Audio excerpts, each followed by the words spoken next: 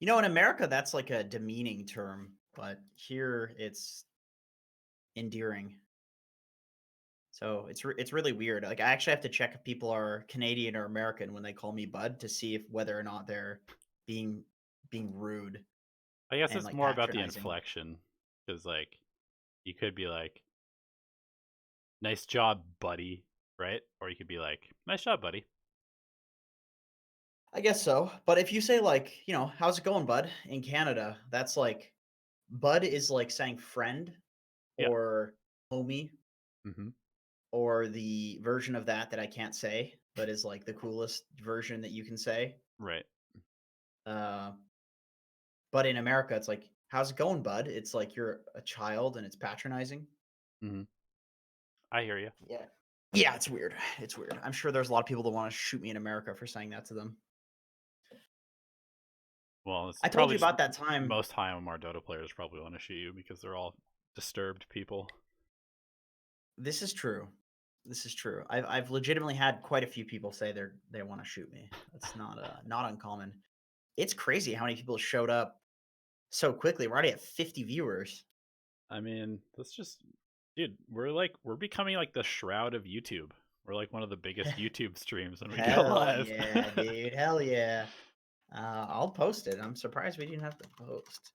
It's alchemy time, boys and girls.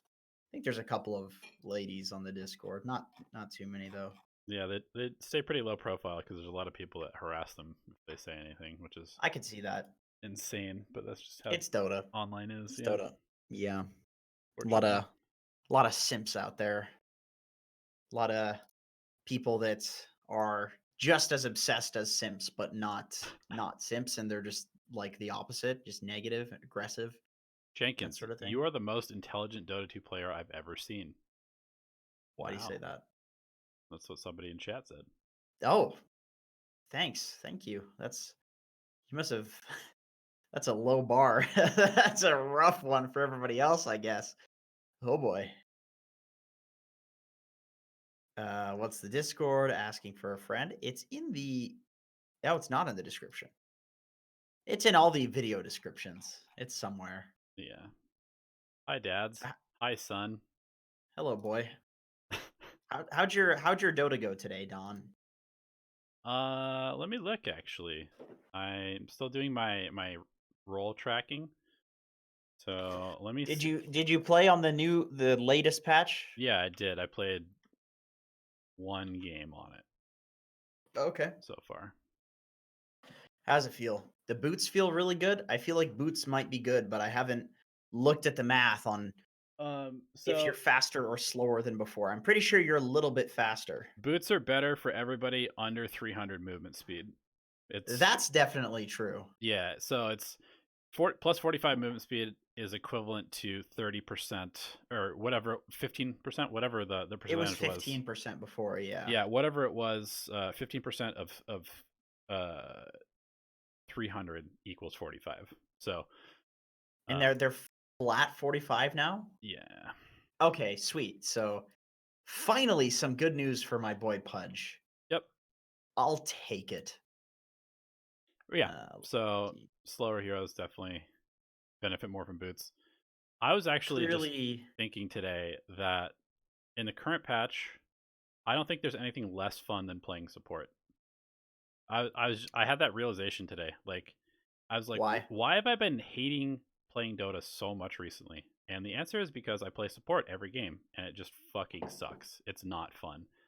And this feeling started after they got rid of GPM talents. I just realized, Hmm. like, it hasn't been fun since they got rid of GPM talents because the only supports that I was playing and that were good were the ones with GPM talents. And so, in pubs where people were uncoordinated and not ending the game, even if you were playing support, you could still You'd get become a farmed. core eventually.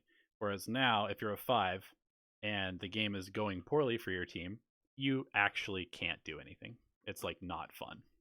Yeah, I mean, you used to get like one or two items as Mm-hmm. a support. You just get a couple, but now it's can I mean, you cannot have an item when the game ends. You can have like Tranquil's Bracer, Wand if you're lucky, Yeah, and then some wards and D wards. Yeah, I legitimately think I'm kind of trying to test this hypothesis right now, but I don't think that you should ever play position 5 in pubs like anymore. I don't think it's good. I think you should always try to snowball from the lanes and become like a pseudo core. Even if you have to buy some wards throughout the game, I think you should try to become a core, because playing 5 and like being somewhat sacrificial for your team is just terrible. Like, it's not I fun. mean, yeah, it's a pretty bold hypothesis, but I mean, I could see it depending on the bracket that you're in. I Yeah, could definitely see it. I mean, Puppy is picking like Nature's Prophet. He's playing like kind of core heroes in support, and No Tail's picking like Earthshaker for himself now because he doesn't want to fucking play Lich and all these like boring ass low impact after the laning stage heroes. Let me click to my peeps, see what they're picking. What's the old husky boy picking? He played his first official match today. I saw. Who did they play against? I don't know, some like random Peruvian stack. I think Was it an actual team? Was it an actual like good team? I can let you know. That would be cool. I'm curious because I think any roster of top 100s will basically beat any non-team team. Let's see. Was it Infamous? That's pretty good if it's Infamous. No.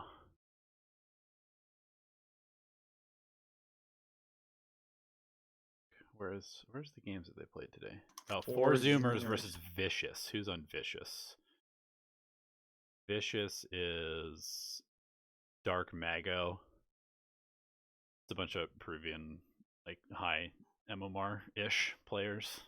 All right, I'm gonna go ahead and say that they should win that one. Yeah, I would say so. If they beat some like Like C9, like uh, Ego Boys with Tomato, Mandy, King Tekka. That's a pretty good win, I that's a would good say. team. Yeah. Yeah, Tekka's team, Infamous is decent. They're okay. Obviously, Beast Coast, King Ao Thunder +4. Thunder Just Predator. Yeah, yeah, there's those bigger ones are not in this event. This but is like the Dark Mago team is like bottom of the barrel sus. of like Pretty good sus. teams. Yeah, it's like it's still a decent team, but it's like bottom of the barrel. I feel like that Zoomers team is like middle of the pack and needs to prove themselves. Yeah. Like that's where they're at. Where like everybody expects them to be middle of the pack, and the question is, will they qualify for a minor? If I mean, obviously the system's going to be different when they're really playing, but Right. let's say it was the same as it was before. The question would be, will they qualify for a minor?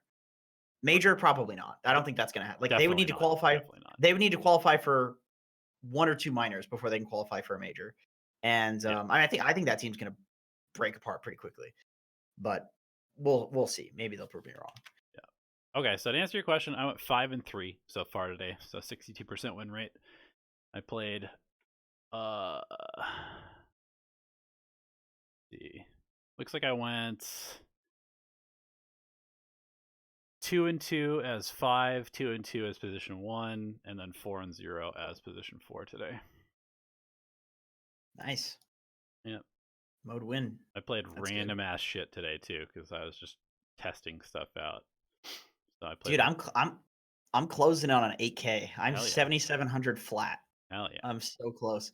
The games feel super manageable. I feel like watching these competitive games, I'm like forced to watch them in great detail because I'm casting. So Right. I'm really trying to like pick up on things, and I'm just noticing.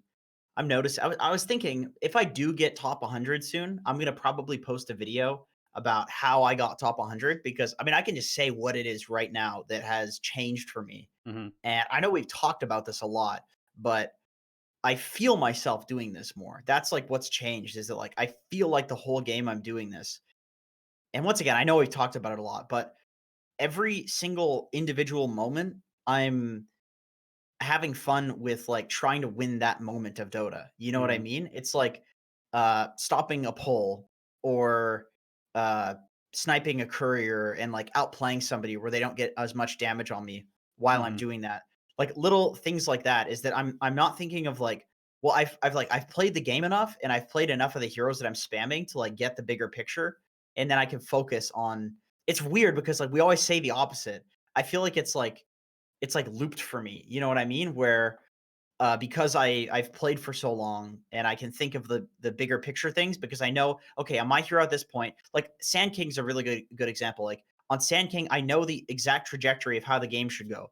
The game should go like level 1 to 3. You play the lane for a little bit and just get some levels, and you play really safe. After that, you cut the creep wave. After that, you defend your safe lane tower. After that, you defend the mid tower. Rotate between that. After that, you get a blink dagger. Once you have the blink, you be aggressive and you try to hit as many like epicenters as possible. After that, there's a window where you're all about the double barrel strikes. And like every single game, that exact formula is going to happen at some timing. And all you need to do is figure out that timing. And like the more and more you do that, the easier it is. And so that lets me in these individual moments like optimize, okay, what's the best way to stand in the trees and defend a safe lane tower? What trees can I literally cut? Hmm. What what where can I like put my camera to get the most vision? And because I'm repeating that shit every game, I can like figure out the best place to put my camera and then just do that thing every single game. So I've like really optimized my play because I'm basically like breaking the game down into these like little subsections, these little mini games, and then optimizing the mini games rather than like optimizing the entire game, Right. if that makes any sense. Yeah, it definitely does. That's that's a And pretty it legit way to look at the game. and it does depend on the hero. Like I feel like with some heroes it'd be harder than others. But like for like you could say the same. You can make a formula for any hero really, like Nature's Prophet. Every 5 minutes you're TPing to a bounty rune. Every 10 minutes you're TPing to an outpost. Like I believe that should be true in almost every single game. And like already there's like a skeleton structure that you can base your entire gameplay around. It's just those things. Like what's if you optimize those two things, and you do that every 10 minutes, like it doesn't matter if you feed in the rest of the game. Like if you're optimizing how to get bounty runes and how to get outposts on Nature's Prophet, like already that's so effective. You Right. see, you get what I'm saying? Yeah, yeah, It's totally. like yeah, it's like the mini games are just so important, and like there's different ones you can choose from. And but if you're just doing like a mini game, which is a good mini game, aka like if you're focusing on like if you're a player who wants to kill people over getting bounties or something like that, and you optimize that, that's still better than doing nothing and optimizing nothing, you know? Like the problem is I think people don't break the game down like that. So there's nothing to optimize Yeah, for a lot of people. I kind of agree. I feel like even just one of like the most egregious one of these examples that people don't break down is itemization. They just have like this is the build I go every game because this is I played this hero 300 times. I go this build every single game. And then you're just like, why don't you just pick up a BKB one item earlier this game and then you can actually play Dota instead of having to wait for like 30 minutes to actually play Dota, you know? Yeah. Like you can go the Yeah. same items, just switch the order of these two items and suddenly your game is like 50% easier than it would be otherwise. But people are just so set in their ways. And I'm saying this kind of as like an anecdote because I just played a game where we had a TA who just went, Blink Deso, of course, because it's a TA, and then BKB, and a Drow who went Wraith Bands, Treads, Hurricane Pike, Manta, then BKB, and we were against Zeus and SF and like one other big team fighter, and we were getting like completely cucked during the mid game because surprise, surprise, their magic damage was just killing everybody. Like Drow, why are you buying the full Hurricane Pike? Just buy the BKB. TA, just buy the BKB before you get your blink. They're jumping on you anyway. The SF is literally blinking into you anyway. So just get a You know, BKB. if there was a way to like an item that could give magic immunity to your cores, Oh my god. supporting would be so much more viable in pubs. Yes. Like legitimately that alone, that's such a plight. That's such a plight, honestly, is the It really fact that is. like people don't build BKB. I Just think it's ridiculous. it's just the number one problem that most carries have. I had a coaching session with somebody a couple days ago and I had to like argue with him for about 10 minutes that buying BKB was a good idea in a game. And I was just like, let me just break this down for you in like very logical ways, What is killing you? He's like, magic damage. This hero with the stun. I was like, okay, what item means that you can never die in this game? He's like, BKB. And I was like, so why are you not buying a BKB? And he's like, well, I don't feel like I'm going to have any damage I was like, yeah, but you're fucking dead, so you have no damage anyway. You know? Yeah. I feel like a lot of people know that BKB is the right item, but it's just boring, so they don't go for it. Or they think they can like outskill the enemy stuns by like dodging them and stuff like that. But then you get caught. You just get caught in one stun and you're done. Yeah, and then they queue up the BKB directly after that, but the game has already changed momentum, and they're probably too Yeah, late. yeah, exactly. Ooh, keep calling me sexy. I like that. This is good. This is great for my ego. Oh yeah. You know, I was gonna cut my hair the other day. uh, I was I was thinking about it, you but just gonna then use some scissors? You gonna buzz it? What's your I was plan? gonna I was gonna just scissor it, but I Dope, couldn't bring myself to do it. I couldn't do it. dope. It's like I feel like I identify with it now. It's become part of you. Like if I cut my hair, I lose myself in the process. You know what? That's what the Native Americans used to think to some extent, or some tribes did. I think you like. Am I just thinking about Game of Thrones with the Dothraki? That might be it. Holy shit, that's very, very The what? insensitive. Did you I just equated you just equated a actual Native mythical Americans to a race? made-up race that resembles Native Americans. Oh Holy shit! Jesus. Oh, you're good. You're good. It's okay. Any Native Americans watching offended by Donnie? That's a hate crime in Canada. You can go to jail for that. All right, let's get into the questions. Right after that, a little bit of racism. We'll go ahead and get into the questions. Jesus. Average Peen says, "Hey guys, so I'm currently a captain in that RD2L league. I believe that's the Reddit Dota 2 league. Yep. I'm sure you know of it, comprised of players 2K to 6.5.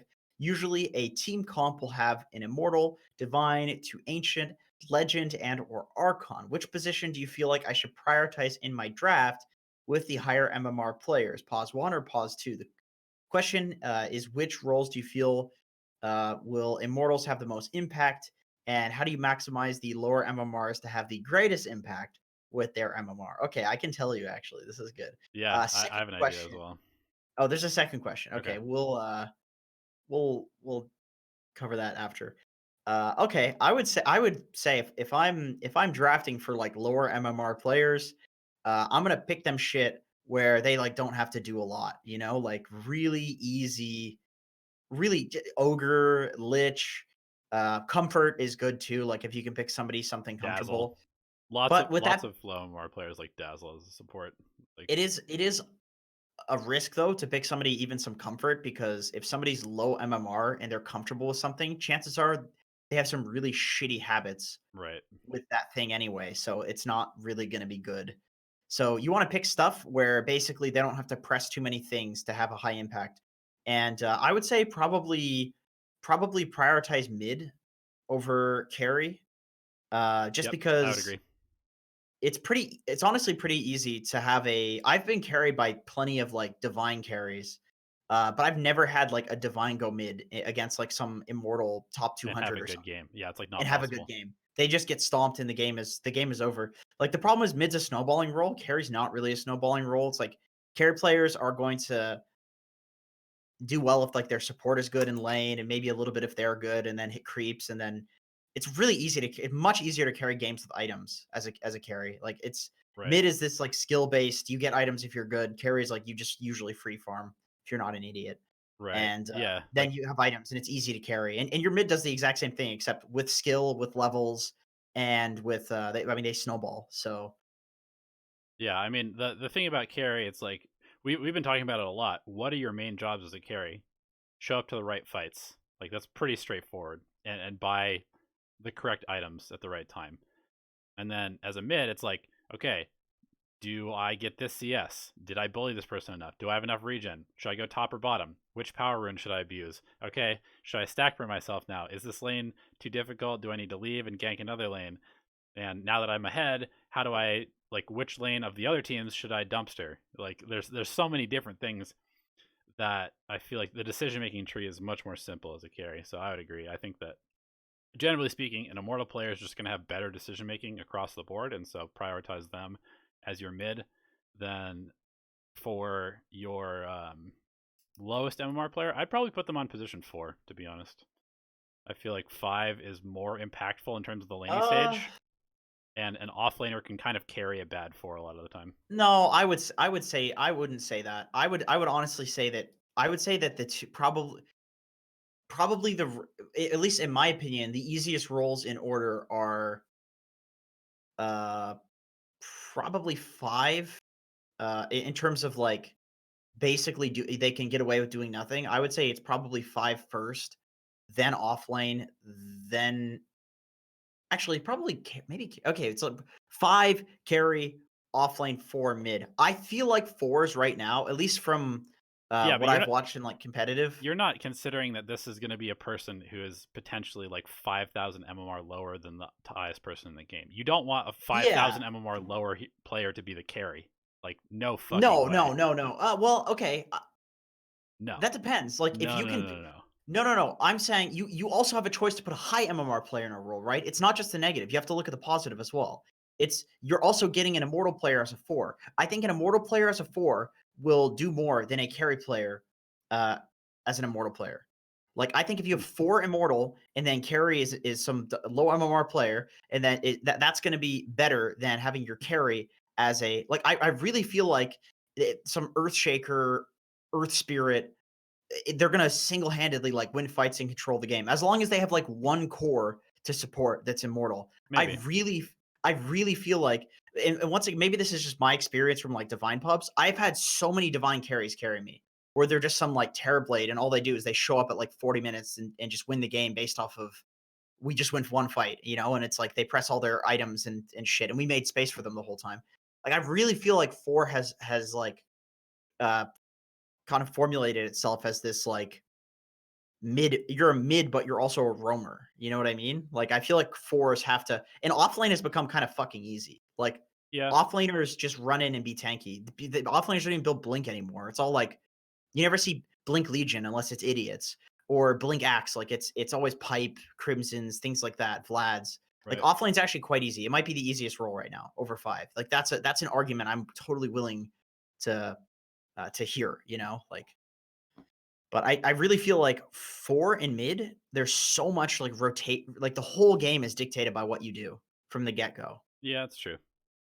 That's true. I Dota's really weird right now. I would just definitely not want my lowest MMR player to be a carry, and I kind of wouldn't want them to be the 5 either. But I guess I would prefer to have them 5 and just give them ogre and teach them what pulling is. Like yeah, I suppose. I feel like S5, you just teach them one thing and then say, hey dude, bloodlust for the rest of the game and then stun people. Yeah. And then they're gonna do that because that's easy. But it depends on the hero. Like I wouldn't want a position 5 Phoenix who's like the 3K lower MMR player. I would Right. not want that. Yeah. They're gonna feed egg every time. They're gonna fuck up the lane. They're gonna Yeah. contribute nothing. But like it depends on the pick. That's something we have been ignoring. Is like it really does depend on the pick. Like Yeah. if you're picking some offlane dazzle or some offlane ogre for like a 2K player and they're playing in a 5K game, it's probably not gonna be that bad. Right. Because those heroes you just stand there and like heal or be tanky or like they're not do shit heroes, Yeah. So on that note, before we move on, um, if you bought an account and you don't want to drop 1,000 MMR in the next 2 months, pick ogre and play position 5. You know what? I had a guy that was I thought was a bot account, and I was playing on a divine, or I was playing on like a low immortal account the other day, and I got into a divine game, and I saw that this guy was like he was like ranked 200 when I was first playing with him, and I was like, he's a bot account. And then I caught him in this divine game, and he's like ranked 3,000 now, and still picking ogre and still feeding. And he was actually using his mic in this one. Like I'd never heard him speak, but he started using his mic after falling like 2,000 MMR, and it's just crazy to hear what an account buyer sounds like. It's like What calls they're making, you mean? Like what their he was communication is like? he was like asking questions from people. He was like, "What do I do?" Basically, Oh my it's like, god. "All right, man, come on." Jesus, dude. You know what I hate? You know what I hate? I hate when I get in games and somebody's like, "What should I build?" Or Right. like, "What's the skill build?" And it's like, dog, you picked the hero. You're supposed to be the expert. Like, Right. you're the person that picked it. I don't fucking know. I'm an offlane player. I can't tell you how to build Morphling. I Yeah. can't tell you, do I need a BKB this game on Morphling? I don't know. I don't know how to play Morphling. Like, Yeah. I don't care if you're Divine in a 7K game. You're still a carry player. You need to know. That's your job. Right. Yeah, I feel like it's kind of okay, like, once you get to, like, the later stages of the game where you're trying to figure out, like, "Wait, do we have a halberd? Should I get an AC or a halberd this game?" You know, like, that kind of thing where you're Yeah. trying to, like, figure out what the actual utility is to When it's an win. actual close decision and Right. you like need help, you need help with it. But to ask some generic question like Right. what items do I like what do I get a BKB this game? It's like, dude. Or like what build do I go? Or I Right. don't know. It's just like that just makes me think like, man, you do not know how to play that hero if you're asking that question. That's the first. You just need to use your eyes. You just Right. use your eyes and just look up on your internet browser, whether it's internet. I mean, that person probably uses Internet fucking Explorer to be quite frank. So they're probably looking at Internet Explorer, probably the six version. They're not even on Edge yet, Right. and Oh, it's like man. Just the website's security not holes loading. everywhere. Yeah, Like yeah, they have, like, viruses, no ad block. They're just getting, like, pop-ups like it's the early 2000s. They're like, "I can't look up builds, I just get all these porn pop-ups." Alright, dude. Alright, dude, you're just a moron. Okay, anyway, let's move on. Second question, I was wondering if there is a way I can have a replay reviewed but not do the whole monthly subscription on Patreon. Is there an option for me to just one single replay? How much would that be?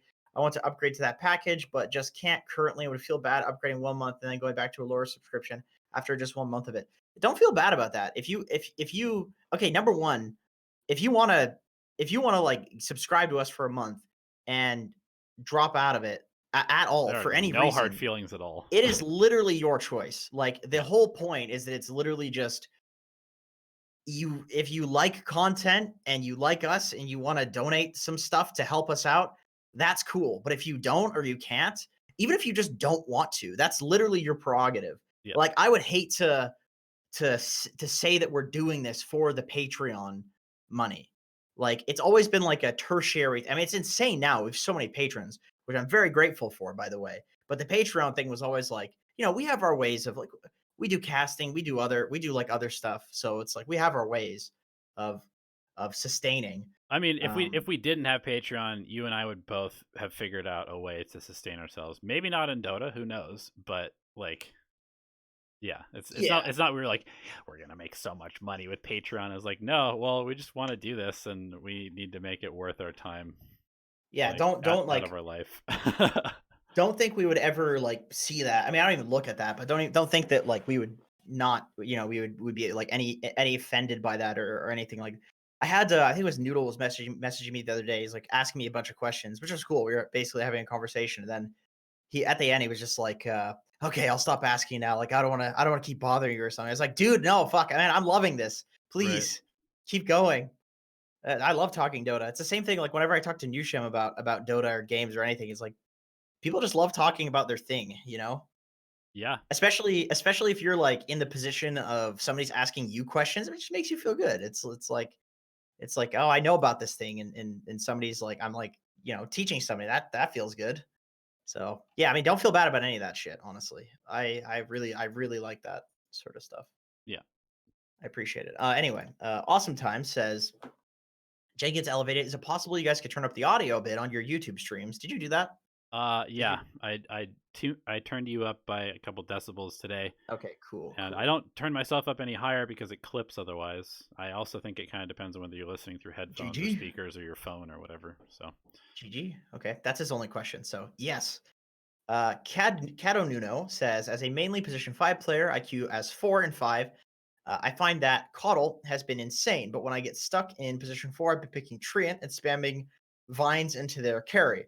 Um, sounds it terrible. screws their last No hitting, offense. and yeah, it 2 to 3 waves, and the wave pushes, and we get a free lane. Eventually, my position 3 leaves, and I get the tower. Sometimes the tier 2 if they don't defend. Farm and finish my Meteor Hammer and 4 staff. It's all cool for position 4, but when I play Treant 5, it has not been that good. Is there any other hero I can pick that can play like Treant in position 5 for me to learn to pick when Coddle is banned? So you basically want a hero that can like sit in a side lane and push. Try Shadow Shaman. Or Winter Wyvern. Yeah, yeah. Wyvern's good too. There's a few. There's quite a few of them. It's just all about picking heroes that can like shove waves. And the cool thing about Shaman is he can push towers too. So, but Wyvern is a great lane shover. It's just that Wyvern doesn't really get the towers, but Wyvern's a lot less killable than a Shadow Shaman is. Like you can just fly over trees. Yeah, or screw Wyvern. What about like Jakiro? Jakiro's yeah, that Yeah, Jakiro's like yeah. the hero because there's zero cooldown on it too. Mhm. Jakiro's great right now too. Jakiro is a tier, possibly underrated S tier. Hmm. I think I love Jakiro. Okay, Tazato says response to the last alchemy answers where we were talking about nullifier. I think that it could be great at countering for protect one and erasing enemy supports farm since it purges Ghost Scepter and Force Staff and Glimmer Cape. Mhm. The backline can't save the carry if they are out of position. That's true. Yep. That's true. I will agree to that. That doesn't sound that bad. I have to say I haven't seen the new nullifier in practice that much. Like Yeah. people aren't really going for it. So it might be better than people think, and that it's just possibly underrated because people haven't tried it, been like trying it yet. Right. Yeah, I agree. I haven't really found the reason to buy it, I guess, but maybe that's just because I'm not looking hard enough. I definitely feel like the way that it's described and the amount of damage you get, the stats, it sounds kind of nuts. It sounds like it's a huge amount of value, and they actually just even buffed it further where you can't dispel that because you used to be able to just dispel the constant dispel or the Oh, constant I purge see. from it, but now you Yeah, I can't. see. So now it just runs for the whole duration. Oh, that's pretty cool. Yeah. Yeah, that sounds pretty cool. Maybe it's pretty decent. Maybe it's decent, but we will see because it does not counter BKB, so it will own carries that don't have a BKB because, but most carries go BKB is the problem. True. Ice Okay. Ice Ice tried new nullifier and he said it's non-dispellable and that it's good. It might not even be purged by BKB, which would be pretty cool. Yeah, But I'm not I'm not not sure if totally sure. the slows would go through. Let me try it here. I'll read the next question. Dude, the new Uh, Scotty, the HP regen uh degen is not purged by BKB. So it's like Spirit Vessel on steroids now, where like even if you have an alchemist with a BKB, you still just hit him with Scotty constantly and it reapplies every single time you hit him. okay, so when you nullify a target that BKBs, it doesn't dispel, but you can't apply the slow. Hmm, That doesn't work. interesting. Still doesn't dispel, which is interesting. Yeah, that's crazy that Scotty works like that. I mean, they needed to buff that item. I feel like Silver Edge didn't need the buff at all. That was already like a fine item. Agreed. Just the fact that it breaks is like it's always going to have a place. Whereas Scotty was just not getting picked up by anybody. So that's cool that it's good. Okay, Lurky Boy says, "Hello, new Patreoner here. I have been watching you guys for a long time, and it was feeling like in these desperate times, Jenkins needs more Diet Pepsi. I am running out. As a Rubik's spammer, uh, or he is a Rubik's spammer, but since the Pentagon roll patch thing, he's been losing a lot. Feels like the hero is cursed because I can't win with him in ranked, but can win with heroes I've only played a couple of games with. I think my problem is overthinking and wondering, is there a way to rediscover a hero? Yeah, watch a pro play it. Just see what the hell they're doing that you're not doing. Like chances are, if a hero's win rate is decent and the pick rate is decent, then there's some stuff that you can be doing. Maybe it's like you're not prioritizing stealing spells enough in fights, and so your impact with the hero in the mid to late game, which is like when he's supposed to have a big impact, is not great. Or maybe you're not nuking ranged creeps. There's like a lot of things that you could potentially be not doing that Rubik players basically do in every game. And I think that if you Rubik's one of the heroes where I think if you don't have the whole package as a support Rubik, it's dog shit. Like he really can feed and feel useless. Like Yes, he's very susceptible to getting jumped on if your positioning is bad. He can have very low impact if you're not good at stealing the right spell. He's really useless as a support if you're not zapping range creeps and pulling. He is a terrible initiator if you're not abusing the fact that you have an instant lift and making good rotations. Like, I completely agree. It's definitely one of those heroes that you can feel the difference between like a a good good Rubik Rubik player and and a bad yeah. one. Whereas like a I good agree. ogre versus a bad ogre, it's like, what is that even, right? Very little difference. Very Yeah. little difference. Number one ogre player here. I can tell you. There's no difference. I have no fucking idea what I'm doing. Yeah, I would say just all I can say is like go watch like a really good Rubik player play. But I would say watch in a pub. Don't watch a competitive game. It's very different. Yep. You want to watch like a pub replay. Go to Dota 2 Pro Tracker and just check like a famous Rubik player. See what the hell they're doing. Yep. Some like FY or something. Okay. Nugget says, just watched my replay in the stream, and the advice was super helpful. That's good to hear. We've been railing into people lately. It was mentioned that I should just occupy my lane and not jungle as much. My next question is, can I still do that if I lose my tier 1 or tier 2? And should I just stay there until I need to TP into a fight and walk back, rinse and repeat? I was a dark seer that over jungle, by the way. Forgot to add that.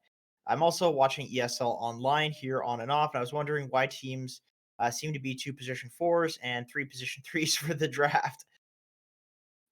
Yeah. Well, to answer your secondary question, OG is literally playing with three offlaners, like or not three offlaners. They're playing with an offlaner mid, and they're playing with Seb, who's an offlaner, and then Sumail's in high ping, and Saksa plays a lot of offlane style heroes as a four. So that's one of the Yeah. reasons.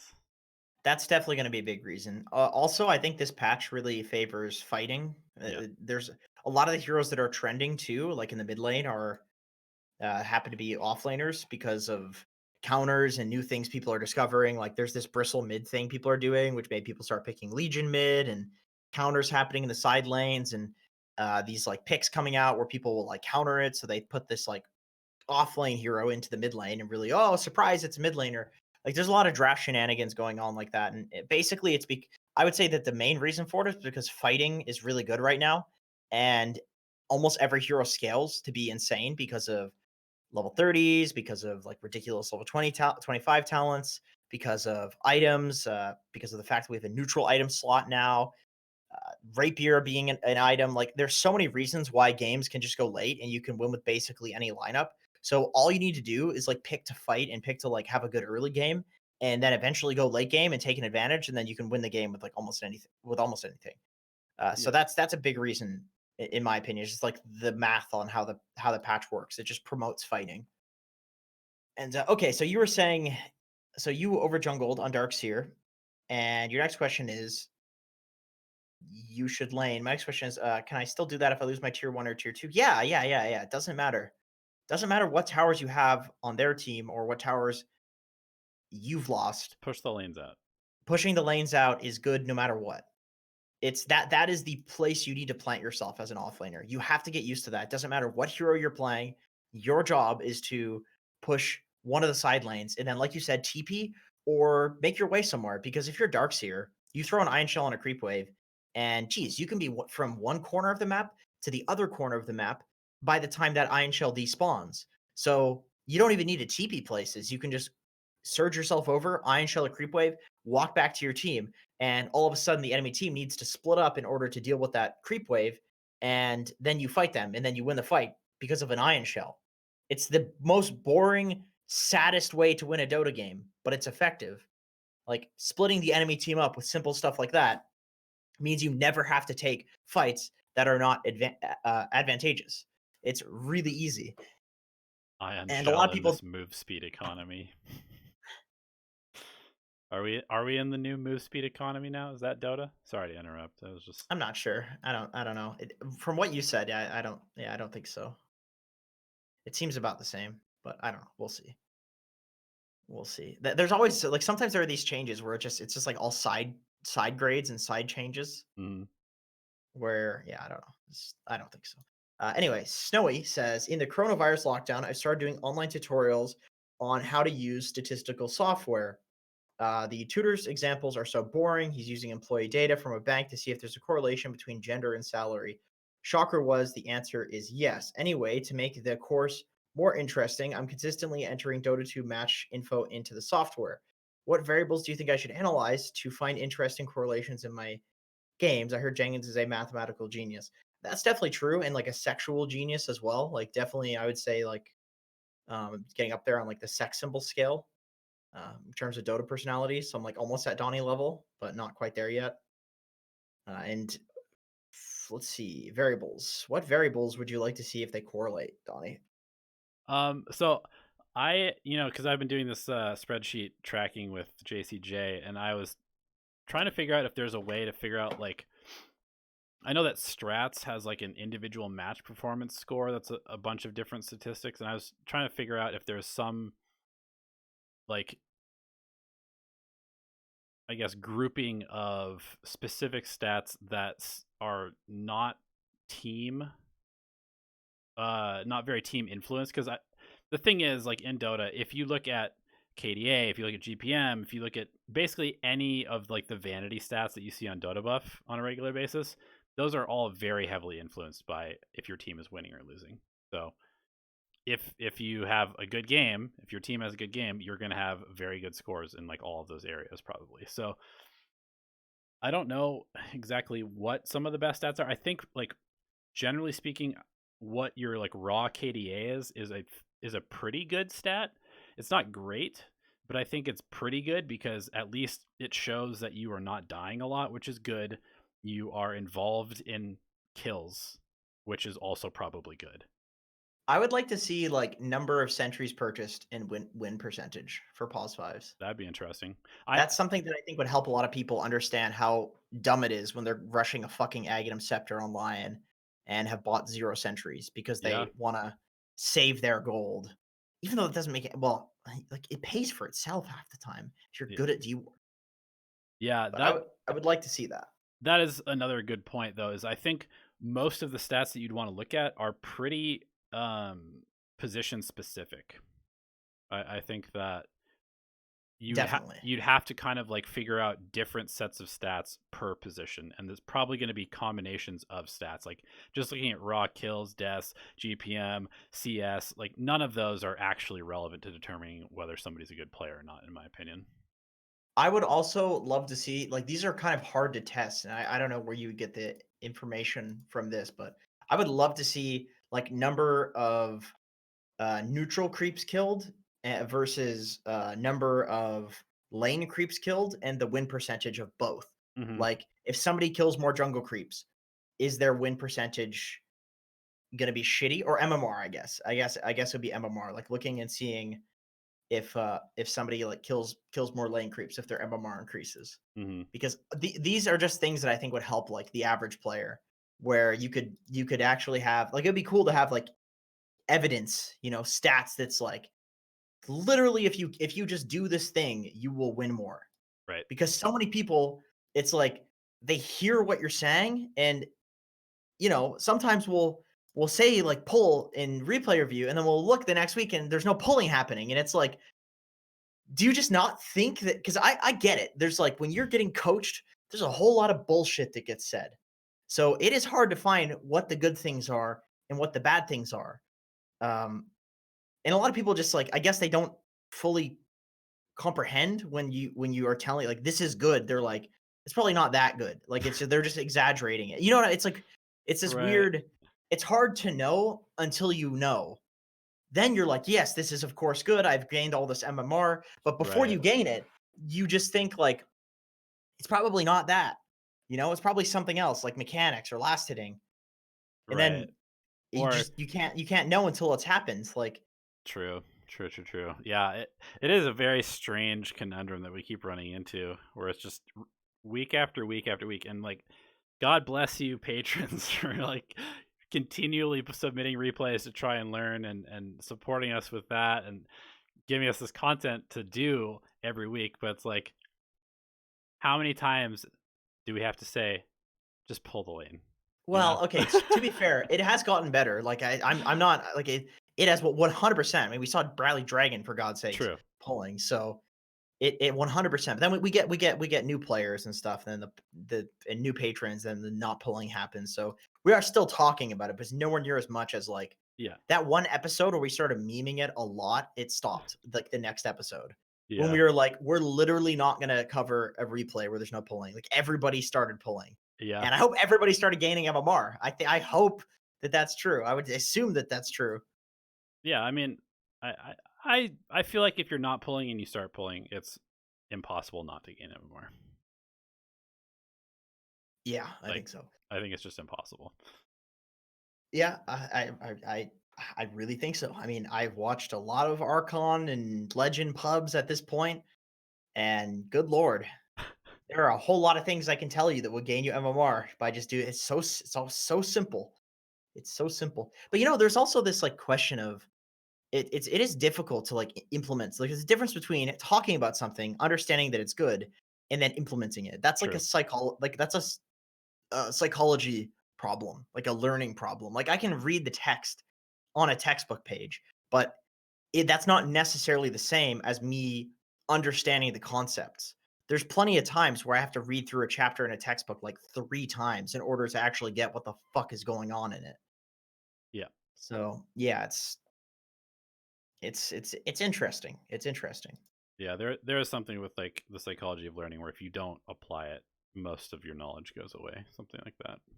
You know. Yeah, I would that could be a whole channel, talking about that sort of shit. Anyway, MCM LXX says, I'm editing this completely. My original thought was if you could obtain a higher GPM, then wins would follow. Oh, cool. We kind of talked about this already. However, I did some additional research, and like Surf says below, GPM appears to be more of an indicator of how much you won or lost in a match. Damn, we Exactly what talked I about was it. We saying. hit Exactly what the I was nail saying. right on the head.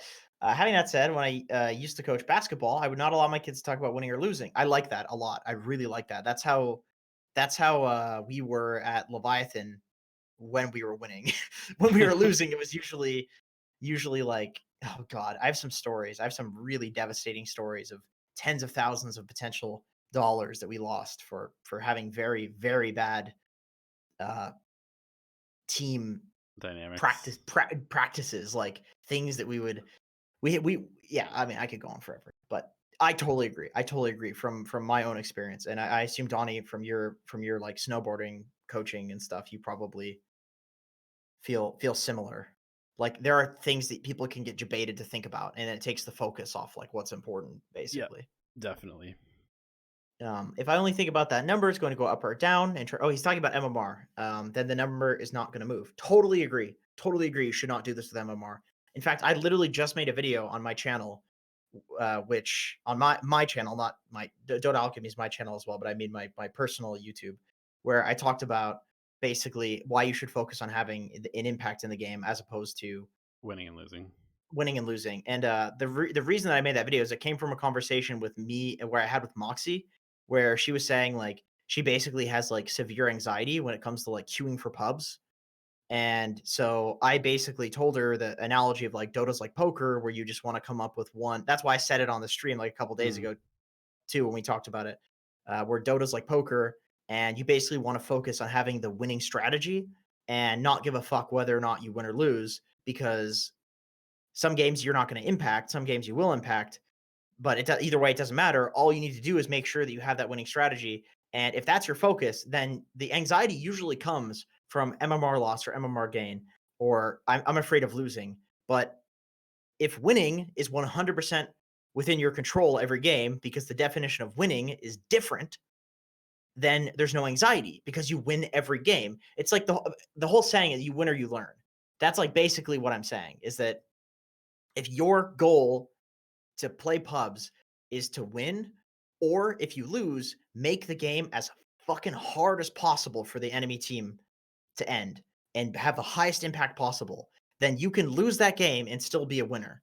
Yep. So there's no MMR or there's no anxiety that can be associated with that if the anxiety comes from potentially losing. And yeah, I mean, I believe that. I 100% believe that. Yeah. Basically, any time that I like, and this happens, I've actually had several conversations with people who are like, I see 5K, I see 4K, whatever your milestone is, and I just go on a losing streak, and that's happened to me several times in the past. And 100%. and anytime I like, even before I dropped a ton of MMR, I was I was floating between 5.4 and 5.3K MMR for like 3-4 months, and I just kept looking at this immortal medal and just being like, I'm so fucking close. And then for like a week straight, I'd be like, all right, I'm just gonna go get immortal like now, today.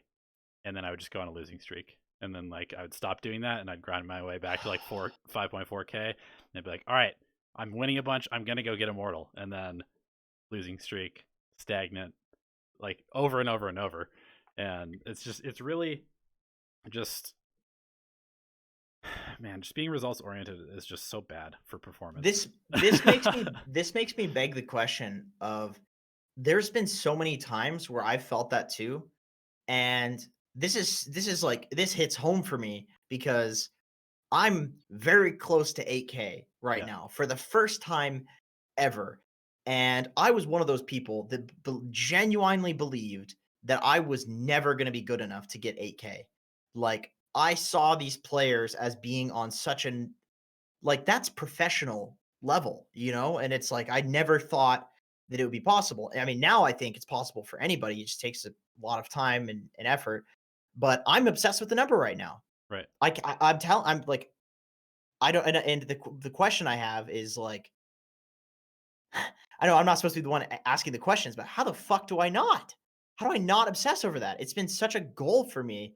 I feel like even if I try not to and say I'm not going to, I'm going to go into pubs, and while I'm playing, I'm going to be thinking about, oh, if I win this, I'm this much closer to 8K. And I can tell you, on my way to getting to this point, I never thought about it like that, because you only think about it like that when you hit the peak, you know, Yeah. or you're close to the peak.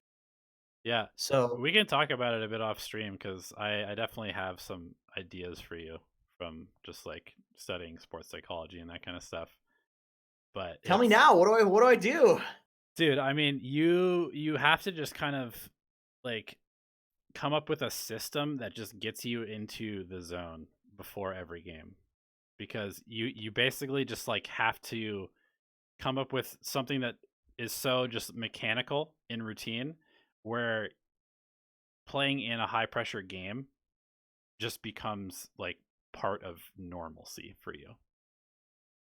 Because anytime you go into a game where it's like, all right, I'm queuing, I'm 7.7K, like if that's your thought going to the game, like you're kind of fucked. Like maybe you're not fucked, but because you've obviously been able to like continue to maintain this high level of MMR, but Not this high.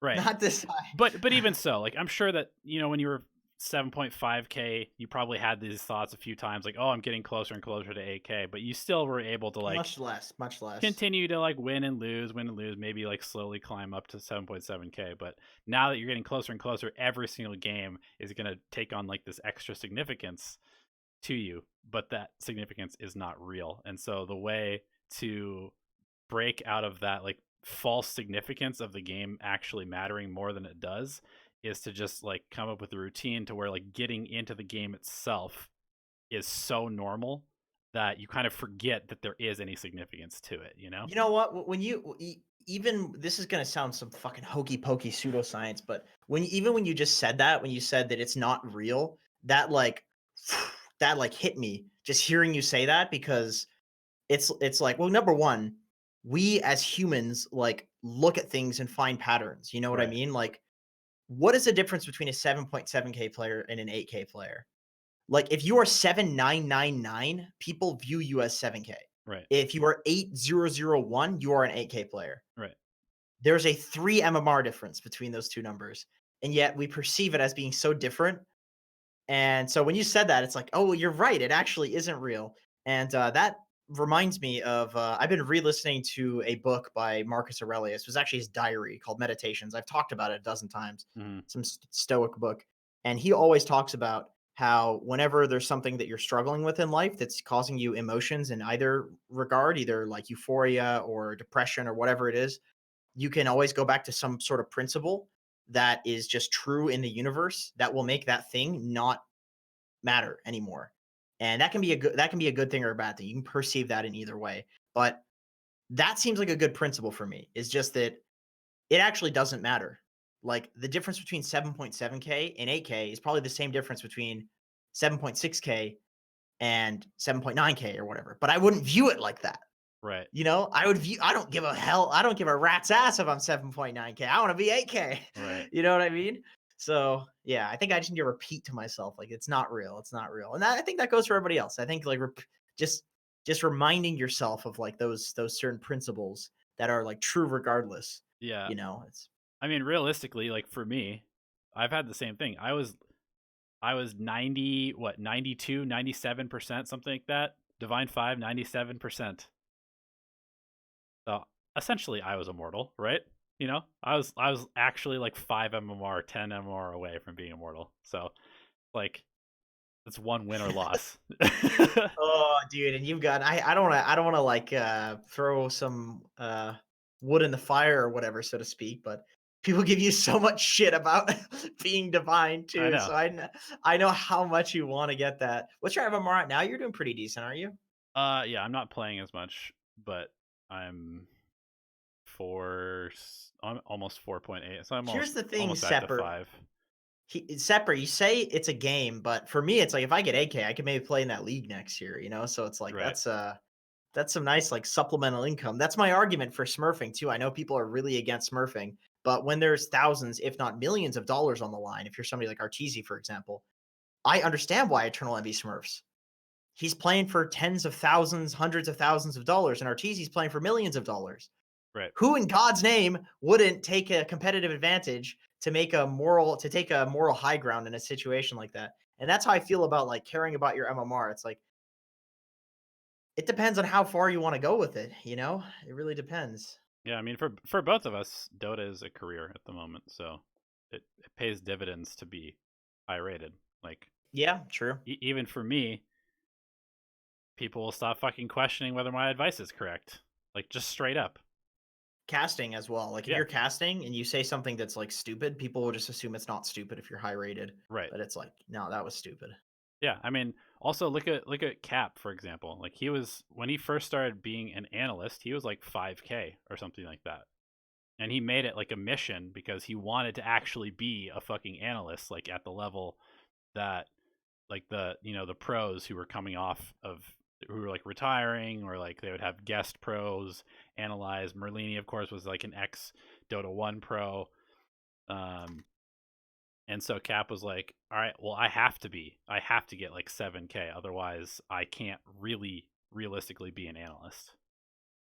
And It's worked for him. yeah. It's worked. Yeah. Really worked. People are always like, "Oh, he does this so differently." And I heard that I heard that he like moves his he's like one of the few play-by-plays that actually moves his camera around separately from The observer. uh the observer, yeah, and like looks at stuff. And like it gives him this really interesting like analytical style of play-by-play, Right. you know? Yeah. Anyway, let's move on from this. We got a billion questions.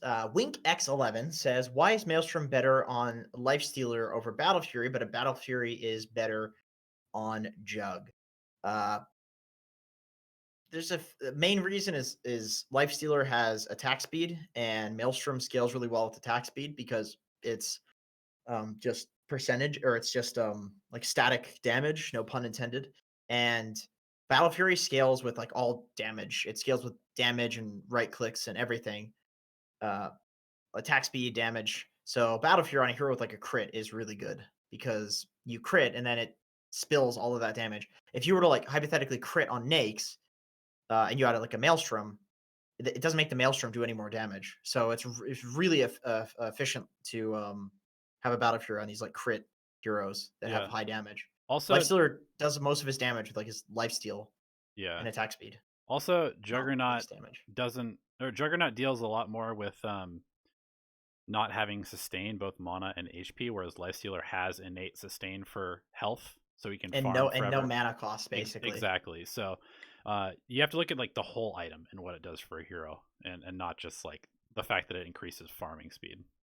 Timing also definitely matters a lot. Like Mm, when you want to win the game. I mean, hypothetically, if you did want to win the game like really late with a Nakes, I wouldn't think Battle Fury is that bad. But at that point, I would kind of just prefer to see you a go like different hero. Radiance or a different hero going Battle Fury. Yeah. You know, yeah, I totally agree. How does a new nullifier work? It just purges. That's it, and slows. Wink also says, "What MMR is picking meta heroes more important than picking heroes you're comfortable with? None. No MMR. Agreed. I would I would say that if you're high enough rated to be justified good enough to be able to pick meta heroes, you should be the one defining the meta at that point. Yep. So I think that this is true for everybody, and you can see that people are picking like Ember 4 and all of these like ridiculous picks that would be considered dog shit before, and that's people experimenting and people picking what they find fun. And a lot of the time, what you find fun is I was talking about this on Cast with Moxie a bit. A lot of the time, what you find fun tends to be what's good because It's fun to it's win. It's fun to it's feel fun to win. powerful. Yeah. It's fun to do good shit in Dota. Like there's a reason that your brain has this response to this stuff. Right. You know, it's not for no purpose. It's like you enjoy eating because we needed to do that to literally not die in the woods, like Right. back in the old plains of Africa there. Yep. So I think yeah, trust your instincts when it comes to if you're playing something and it feels really good, take it as far as you can go with it. See how it goes. I mean, I Okay. guarantee that like Ember Spirit carry wouldn't have become nearly as popular as it was if people like Ana hadn't been carries at that point. Because it's just one of his favorite heroes, one of his best heroes, and he's picking it as a carry.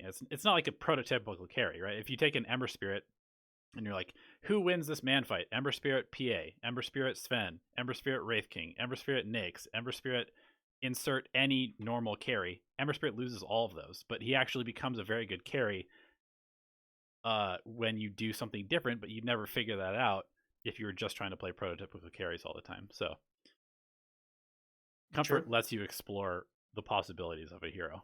Yeah, definitely.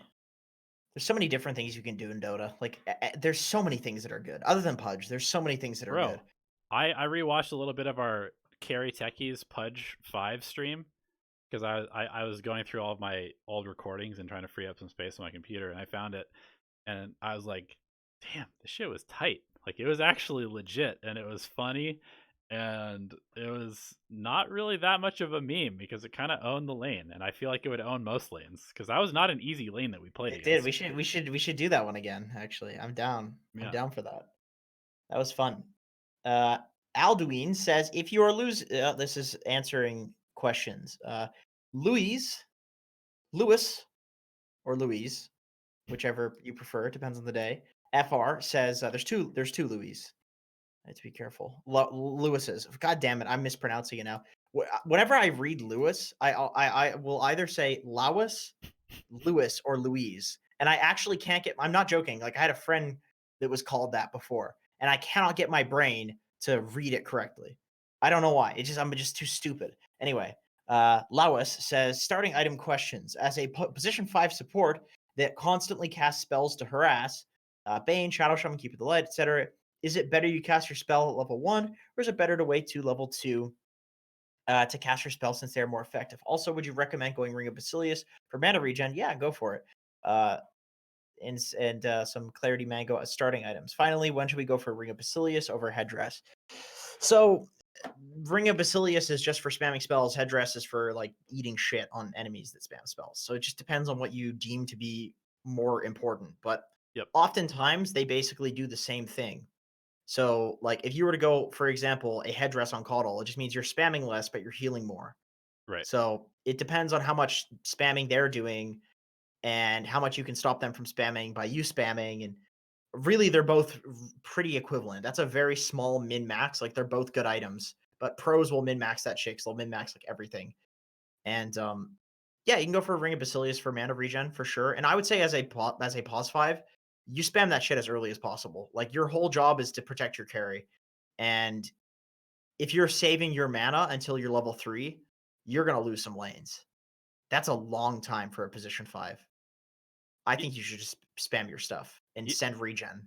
Yeah, I also I took something that from replay review that we talked about where there's the cycle of I hadn't really realized that I wasn't doing this very well, but if the lane is near your tower, I was always not totally sure what I should be doing at that point. I would just kind of like Pressing spells. yeah, I would kind of be away from my carry, just being like, oh well, I don't want to lead to their experience, but you actually want to push the lane so that you can pull basically, and so it's like the cycle is you come up, you blow your mana pool on somebody, and then you're regenning your mana while you're doing the second half of that cycle, which is going and pulling the camp or stacking the camp and then pulling it, and then by pulling it, the wave ends up in front of the tower again, and then you go and use all of the mana that you've regained for the last 45 seconds to a minute again on the people. And so like in that way, you actually end up not ever running out of resources because you're regenerating mana when you don't need to be casting spells, and then you have mana to cast the spells, and just like over and over and over. And I've been really trying to focus on that in my games when I am 5 now, and it feels really good. Yeah, I agree. I mean, it does depend on the lane. Like Yeah. when you get into these like really high rated games, like I would really recommend watching Dubu for this. People figure out like the exact way that they want to play the lane. And so in those, I would say that in 90% of like the low rated games, like in by low rate, I just mean like 6, 7, even 6, 7K games are like low rated compared to like these ones. You probably can just push the lane with spells no matter what, and you'll be fine. But sometimes, like if you really want to min max it, you can static your lane in front of the tower. Sometimes you have to push the lane or you're gonna lose. Like Hmm. there's really weird dynamic situations you can like end up in. But Right. generally speaking, I would say that like when the lane's right in front of your tower, I mean, I don't care if I'm a carry, I don't really care that much if it's pushing out. I just want to hit creeps. So I want the enemies to be low so they're not bothering me while I'm hitting creeps. And if that results in pushing the lane, then that also results in a pull and that my support's gonna not steal XP from me because they're gonna be gone pulling. So like it's all good. It's just once again, it's like Basilius versus Headdress. It's like very min-maxing to consider the times when you shouldn't do that. I would say if you're ever not sure, just cast spells and push the lane and then pull. Like Yep. 99% of games, that's going to win you the game. And even if it isn't the optimal thing to do, it's not going to lose you the game to do that. That's never going to lose you the game. It's very rare where the draft is like that, where it's like, oh, if you push the lane this once, you lose. Like, Right. how uneven is this draft? Like, what did you fuck up that you lose because of that? Are you picking Lich Carry? Like, what are you Right. doing? Yeah. Yeah.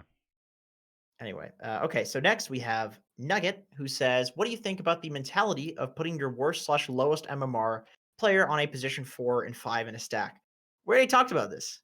We already talked about this. To give you a summary, in case you didn't catch that, basically we said my opinion was that the difficulty of rolls goes depending on the hero. That's a big stipulation. 5 off lane, carry, 4 mid. In terms of 5 is the easiest to put a bad player on.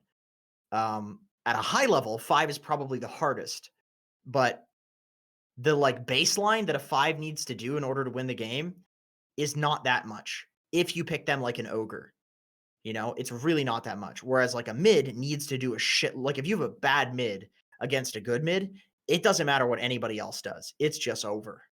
Right. You're Yep. done. Yep. But anyway, that was like the one of the very first questions that we talked about.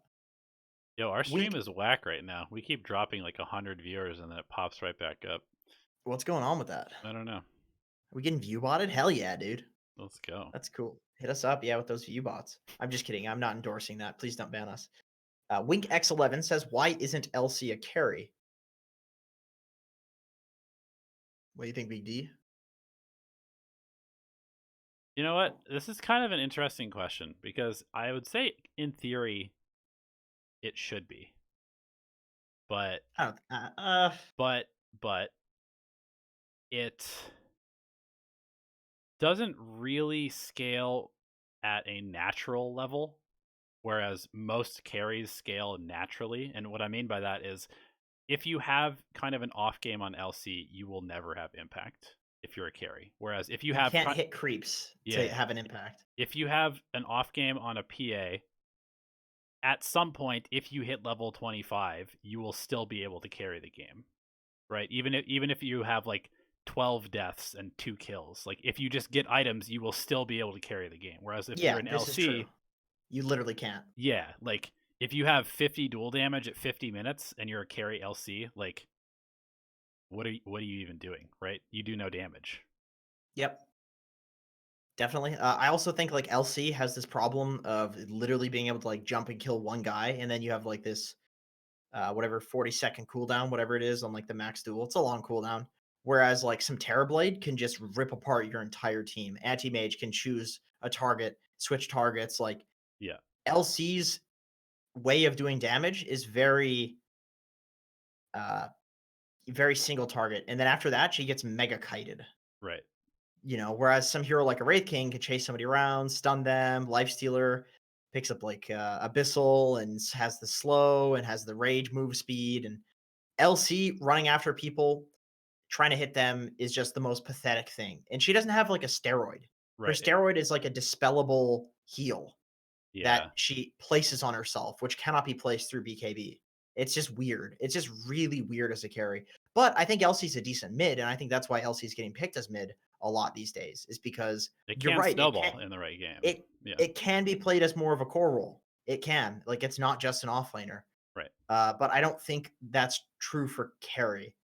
I don't think she can. I think she's a really hard. If you pick her as a carry, you need some like SF mid. You need some basically a Or carry in a mid Medusa. lane. Yeah. Like every single carry that's good right now basically wants to not be killing heroes for 30 minutes. Whereas if LC, Yeah. just imagine if you have an LC who literally is just hitting creeps for 30 minutes. How pissed would you be? It has 0 dual damage at 30 minutes. It's like, oh, hey guys, look at my farm.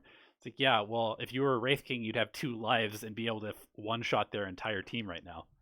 So, Yeah, and she also doesn't farm quickly other yeah, than like killing heroes. So yeah, there's a few problems. There's a few problems with it, but I get why with the scaling damage, it seems like she could be a carry, but that's not the only requirement for being a carry. Is like having yep, some like infinitely scaling damage. Because you could beg the same question, why isn't Pudge a carry?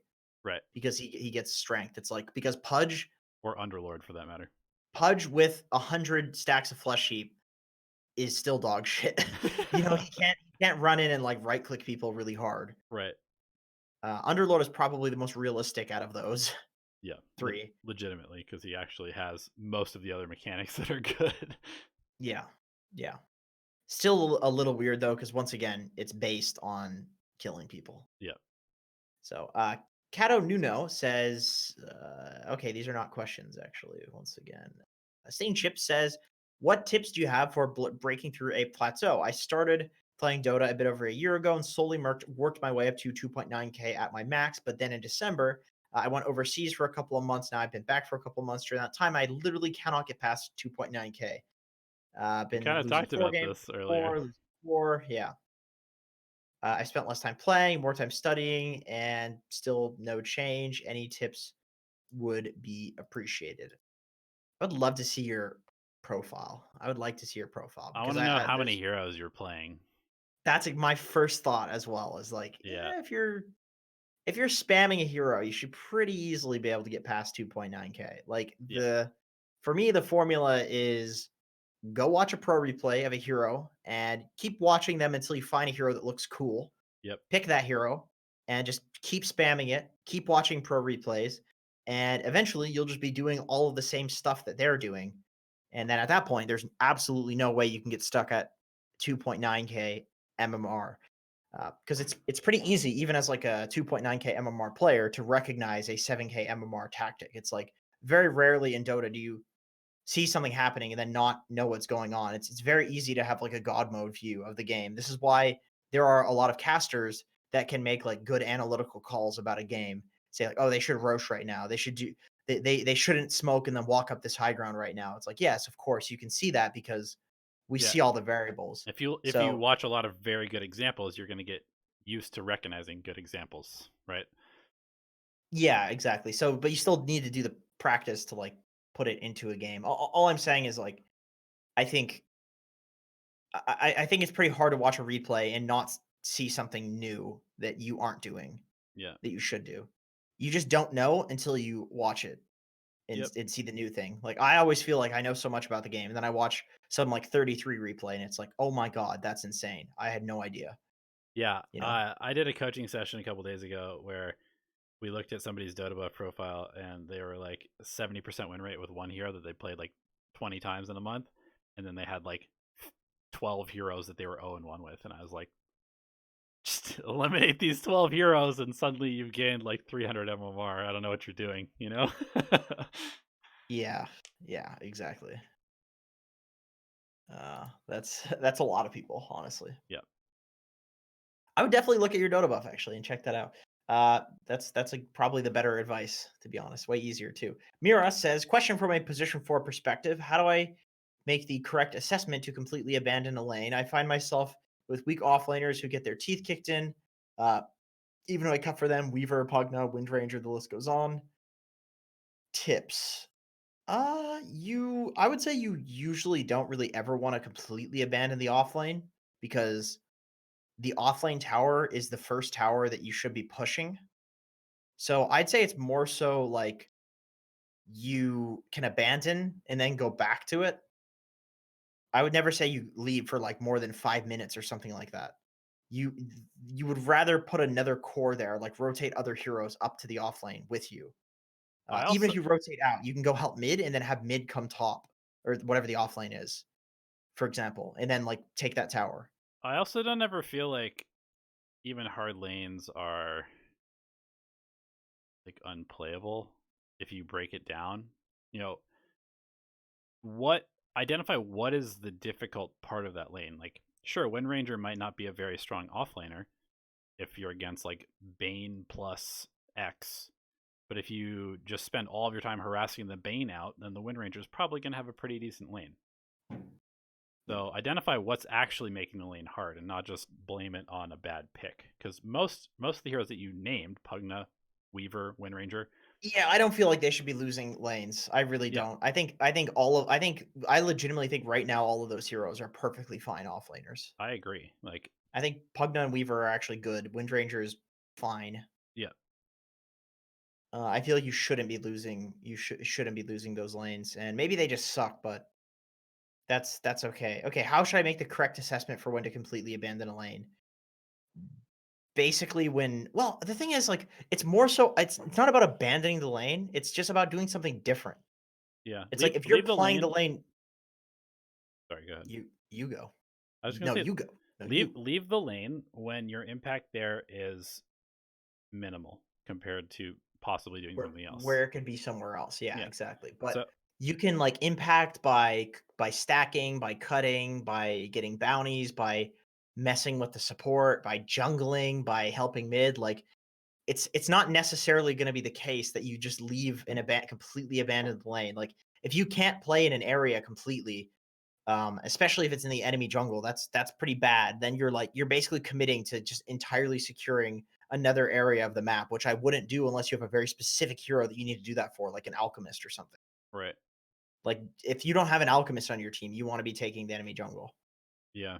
Yeah, So I you want unless you're picking something like Necrophos 4, I can't really figure out any any reason you wouldn't be able to find something to do that's more useful um, than just straight up abandoning the lane. Yeah, I guess the problem is with the wording. It's like if you leave, you go back. You leave, like you just it's just choosing to roam and roaming like you don't completely leave the lane. Yeah. Another situation is you can like quote unquote abandon the off lane if your guy can cut and it's fine. Hmm. Like, but that's more of like a good situation. That's not really what you described, which is basically your core being an idiot and picking shitty heroes. Yeah. Like that's a different. That's like you can abandon when it's good, but otherwise, like that's probably where your highest impact is going to be felt. A bug says, "I'm curious what your thoughts on Medusa are. Both of you normally rank her low or even in the dog shit tier, but at ESL I saw her picked several times. I don't think she is an S tier carry or mid, but I feel like she provides a lot of damage by being strong, consistent damage and a uh, pusher as well. If she's CC'd and focused, I know she suffers, but if she has anyone else to absorb the pressure, she seems like a very powerful hero." See, there I would disagree. I think she's okay. I'm a Medusa specialist with a 60% win rate, so I'm somewhat biased, but I feel her weaknesses aren't different from other carries. She loses if her team is completely run over in the first 15 to 20 minutes. Well, that's dog shit in this patch, in my opinion. Like, I think any hero that can't fight is bad. Yeah. Like, it's all about fighting. I even think like the Terror Blades and Anti Mages and stuff are pretty bad right now. Like, I would much prefer to have some gyrocopter running at the enemy team. Yeah. I mean, I would That put it that's like what I'm. this: if your carry is like an Ursa, you can pick a Medusa. If your carry is like a non-traditional carry, if you have an anti-mage or a wraith king or a terrorblade or a phantom lancer and you're picking Medusa mid, you're just kissing your MMR goodbye. I mean, I just don't see why you would want to have a Medusa on your team over something else. It's kind of just like picking to play carry in the mid lane. Yeah. And I mean, you can do that with heroes that also do other things. Like there's Morphling, there's like Slark was a thing for a while. There's Lycan, there's like even Queen of Pain can kind of carry. Like, all I'm saying is, like, really feel that unless you're specifically trying to cheese people with, like, a weird Medusa pick, then it's not really that great. And I would say that's probably why it's getting picked in ESL. It's because they're like Medusa's like a curveball hero. Yeah, people are still going for like the rapier second or third item to make it work. So Yeah, and once again, that's about the only reason that Medusa is, like, viable right now is because Rapier is so good.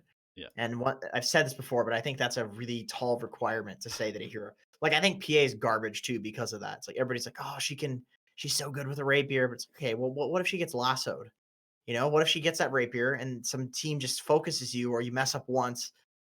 although I will say that Matumba Man was like 9-1 or like 10-1 with PA last week on Dota 2 Pro Tracker, and God. he's going like double wraith treads, desolator, agonyms every single game, Hmm. and then he gets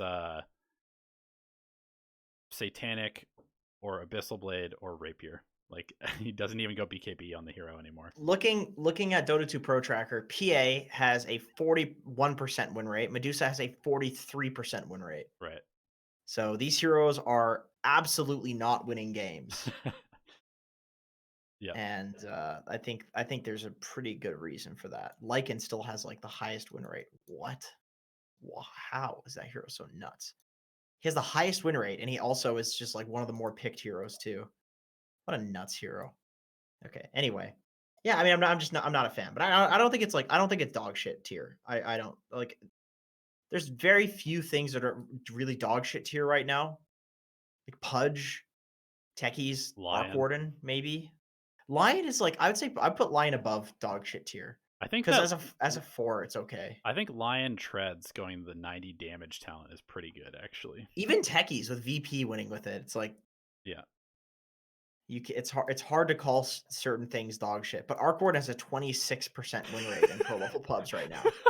Like he's 15% win rate lower than the next hero on the list, which is Brewmaster, which is another garbage hero because they nerfed the thing that was actually a bug.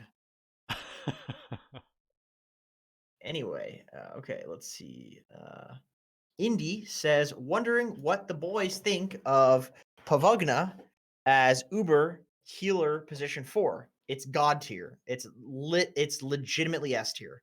I'm winning with it, but it doesn't seem to work on games where I don't have a tank. That's when you kill people. Yeah. That's when you use it to murder people. My build is Arcane, Wand, disassemble into Aether, Tranks. People are going Tranks before Aether Lens now. They're not going for the mana boots because that way you can like suck people and heal them. Yeah. Lockets, not a huge fan. Not a huge fan of the locket. I Mm, feel like you just go normal Pugna items like Daggons and Yules and Blinks and stuff like that. You already do enough crazy shit. You already do enough healing. yeah. That's the thing about Locket is most of the heroes that it's good on don't need the amp. They already do enough healing without the amp. I'll build into pipe. See, that's the thing though. It's like I don't feel like you need a pipe or want to be the hero that's building it because you don't want to run in and be tanky, and that's half of what makes pipe good. Yeah. Agreed. So it's like a weird. It feels like it's okay. It's definitely okay. Like I don't think it's shit, but if you're a centaur, for example, pipe is not just okay. It's like god tier.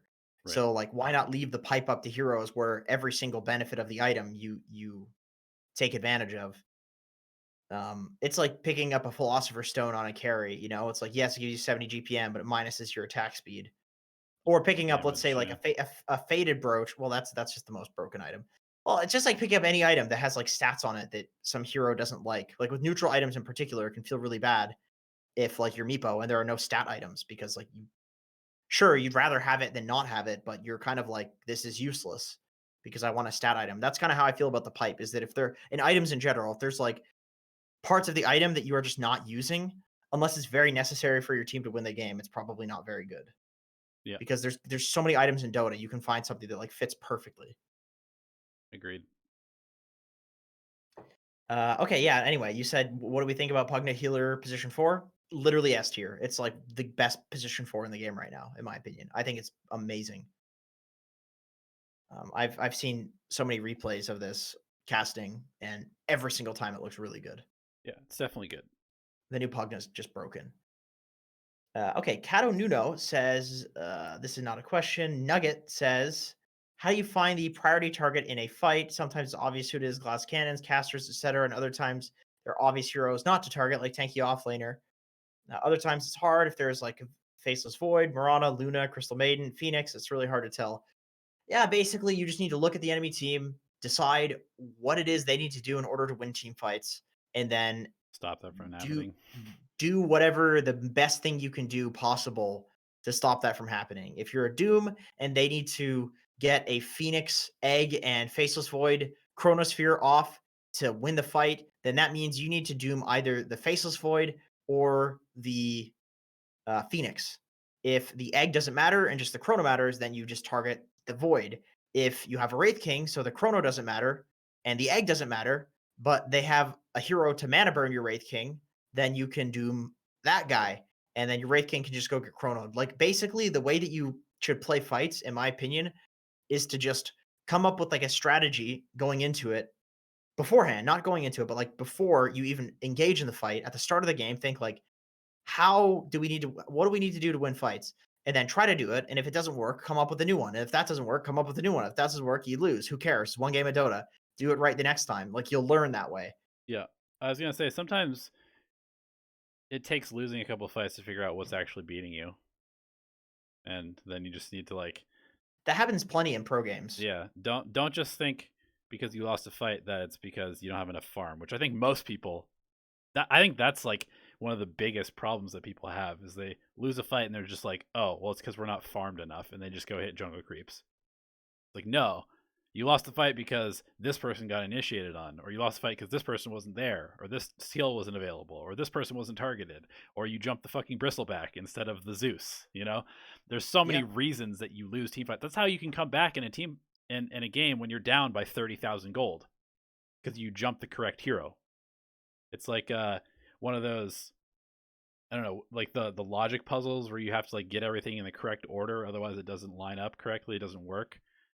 And so that's basically a team fight.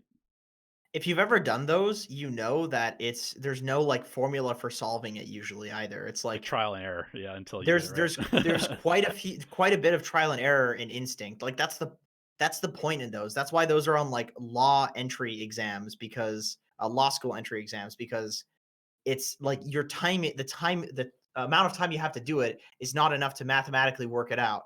So they're gauging what your instinct is for solving something. Right. And the only way to improve that is by going with a shit strat at first, and then you just keep improving it and keep practicing, which once again is why people practice for like getting into law school. Yeah. It's important. Otherwise, you're never going to be able to do it. Okay, so let's see. Cato Nuno says, playing 5 recently, and I noticed that the heroes I was playing didn't really work with the playstyle of my bracket's carries. I'm Legend 4, and even though the heroes you said are pretty meta, some would say S tier, then in brackets U, smiley face. Is it normal that some heroes, even when played correctly, do not work in certain brackets, or can it be that I'm not playing these heroes properly? Uh, this is about Coddle, by the way. I feel carries have problems either when the support doesn't have a stun. Basically, just is Coddle shit in lower bracket. I've been considering Jakiro or Lich instead, both having ways of saving stupid carries. Yeah, I think so. I think there are certain heroes that are shittier in lower brackets. Yep. Like Or call. if I'm ever playing on my Smurf, I'm picking heroes that can like carry the game in impact. Even if, but they'll still be offlaners. But I'll pick ones that can like do, like Void Spirit, Ember Spirit, stuff like that. They can just Yeah. like outskill and win It's the definitely one of game. the reasons I've been picking Shadow Shaman 5 is because at the very least I'm gonna be able to pressure side lanes if nobody else is doing it. You know what? I guess the thing is, if you are a player and you genuinely believe you're better than your bracket and you're picking a hero that has a lot of control, like you could win by picking Coddle and just playing it really well. Right. But I think you could win even more quickly by picking like a booster hero, you know? Like Yeah. if for example, if you're spamming like Meepos and Huskars and Brood's last pick and you're still losing in that bracket, chances are you suck. because you should be able to get your MMR much higher. And then when you stop picking those, you'll probably drop down to a certain amount. And I guess Right. that is another concern. And I hate to take a complete 180 on something, but I've I was talking about like how I would play with Nusham and Ray, and I would only queue if I was queuing with them because I wanted to just like get the highest MMR. And then I realized if I ever wanted to solo again, uh, I would I would lose MMR and I would go down to what my correct number is. Mhm. So I've just been grinding alone now, so that way my number represents exactly what my skill is playing solo. And I Right. guess that is a problem here is that like if you're picking some hero to carry yourself to another bracket and all of a sudden you go back to playing coddles and stuff because it's good in that bracket, aren't you gonna suck dick? Yeah. Like, but then again, that 180ing again, you'll be in a higher bracket, so you could quickly learn because people are better. So, but there will be a period of you really sucking when you move to those other heroes.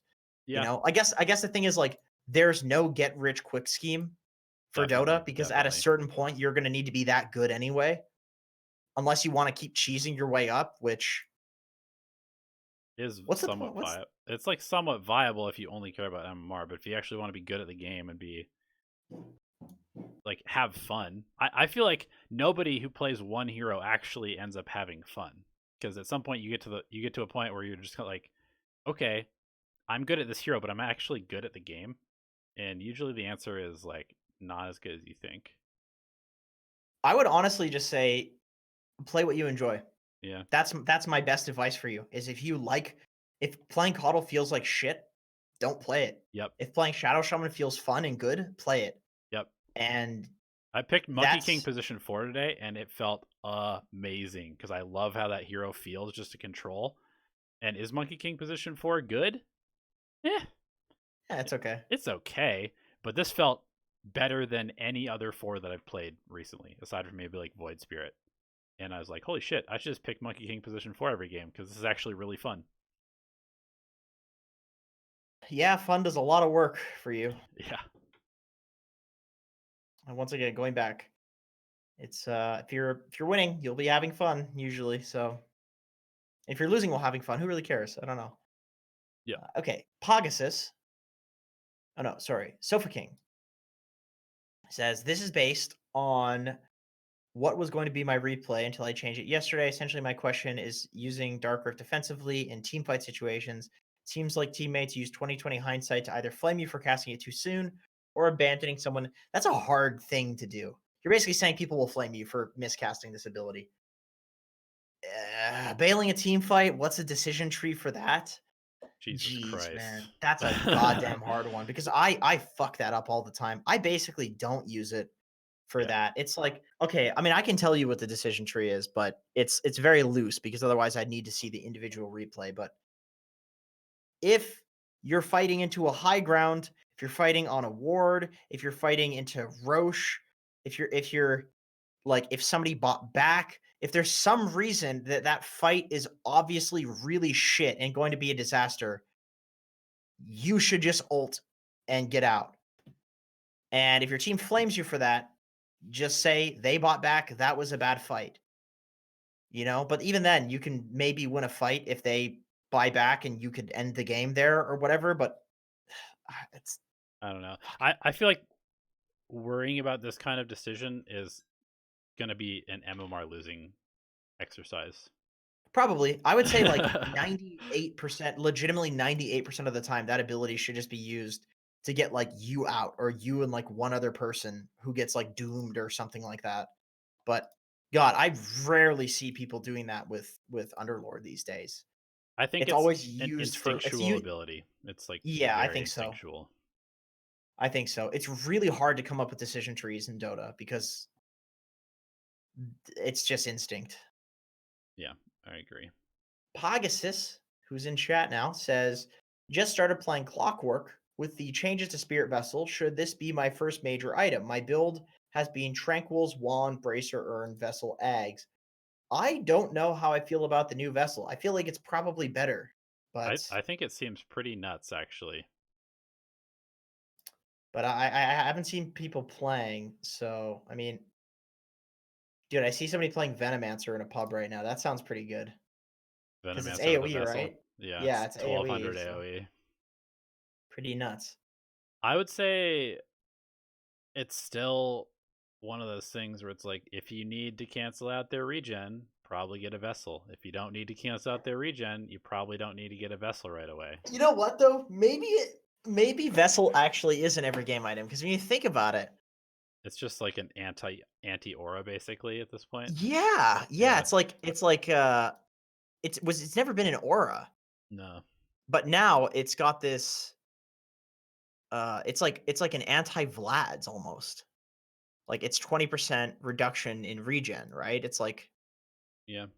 that's nuts. Like even if they don't have a bunch of regen heroes, still in one fight that might cause somebody to take like effectively if somebody has like 7, let's say everybody has 7 HP or 10 HP regen at like 30 minutes into the game. You take a fight that lasts like 30 seconds, 10 times 30, 300 times 5. That is 1500 damage that you've effectively done or prevented them from healing in a Yeah. single team fight without pressing vessel on somebody even included. Yeah. I don't And a know. lot of heroes will end the game with like 30, 40,000 hero damage in like a long game. And you just did 1500 in a single 30-second fight. And I think that's not including the fact that carries will have way more regen than that. Yeah, Like it that does sounds way better. it That does seem sounds like an insane. overall buff to the item. And the when you do vessel somebody, it's only like 10% less regen reduction than it was before. Yeah. Because you have the 20% aura plus the 35% that you're doing. Yes. Yeah. Yeah. Yeah, that's a nuts item for sure. Okay, Pegasus. Also, I'm going to change my replay review to a clock game. What is the best way to notify you? Just DM. That's fine. Or you can, yeah, just DM. I would say. Because I have like a list of all the replays that we need to go through Yeah. for next week. So if you could DM me, that'd be super, super cool. Alduin, or at the time, if we bring up your replay and it's just not the right one, just yell at us and we'll fix it. Alduin says, I had a game where I played Jugger and was just split pushing all game, drawing 2 to 3 heroes to me, then dipping out. My team constantly TP towards me to fight around me, giving up all map control. We had instead of killing other heroes that are alone in the game. What should I do here? I can tell you. You should not be TPing to Fountain. You should be TPing to like wherever your team is then, and Or if your flip the team map. just left. Yeah, flip the map. Yeah. Like if your whole team comes to you, that's fine. You just play on the other side away from them. That's a very common like carry tactic that you see these days. I'm glad you asked that question because I have like the direct answer for you because I've been watching this a lot lately. Yeah. I don't TP to found, I TP to other lane. Oh, that's fine. Okay. Well, you can just stay in that lane and just flip the map. Like basically all I'm saying is play on the other side of the map. It doesn't really matter. Like if you TP to found, you walk to the other side of the map. If you TP somewhere else and your team comes and plays around you, then you need to like move somewhere else or go siege a tower or do something like that. Like make some strategic move, basically. Sounds good to me. Yeah. Is it ever worth analyzing my own Smurf replays or submitting them for replay review? I mean, if they're not wins, yes, that's fine. Anybody, um, losing anything is gonna have a lot of good stuff in it, I think.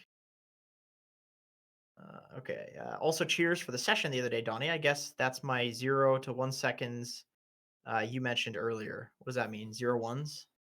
What's that referencing, Donnie?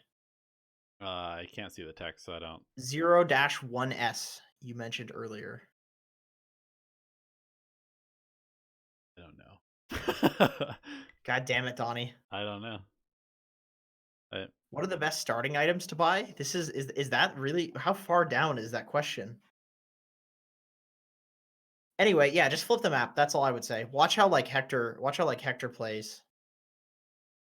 12 heroes with the shitty win rate. Oh, you were talking about the shitty win rate. Oh, yeah. Yeah. The Real Jade says this is a general question about mentality that all carries have. Are all carries loose in their head?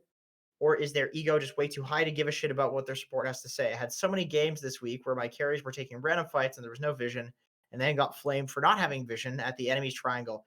Oh my god, I've been getting that on Smurfs too. Not that I'm the support, but I've been having people say like, "Oh, we need vision here," and it's just like, How the hell do you expect your support to get over there without like that is definitely a thing. People have these ridiculous expectations of supports where it's like they want them to do impossible things just so they can blame them for when they lose because they suck. Also, per the new change, XP and gold, is it better now to pick supports like Shadow Shaman considering carries now have less of an impact early on? Probably. Yeah, I mean, if Probably. you want to know my hypothesis, you should just pick a hero that can snowball and carry the game, no matter what position you're in. God, that's so funny. I was playing with my brother-in-law's in chat. I was playing with him, and somebody was telling him to ward the enemy triangle, and it's like, what the fuck? How do you expect that person to get over there? You a level like 5 Shadow Shaman when everybody's level 10, just waddling their way over through the river into the most dangerous area of the enemy map. Oh my god, nuts. Vince Scepter says, "Shout out my boy Rage for leaving Herald." Oh yeah, let's give him a round. Are there clap emotes? Let's see. Surely there are. Oh yeah. That's close enough. I just typed clap. That works too.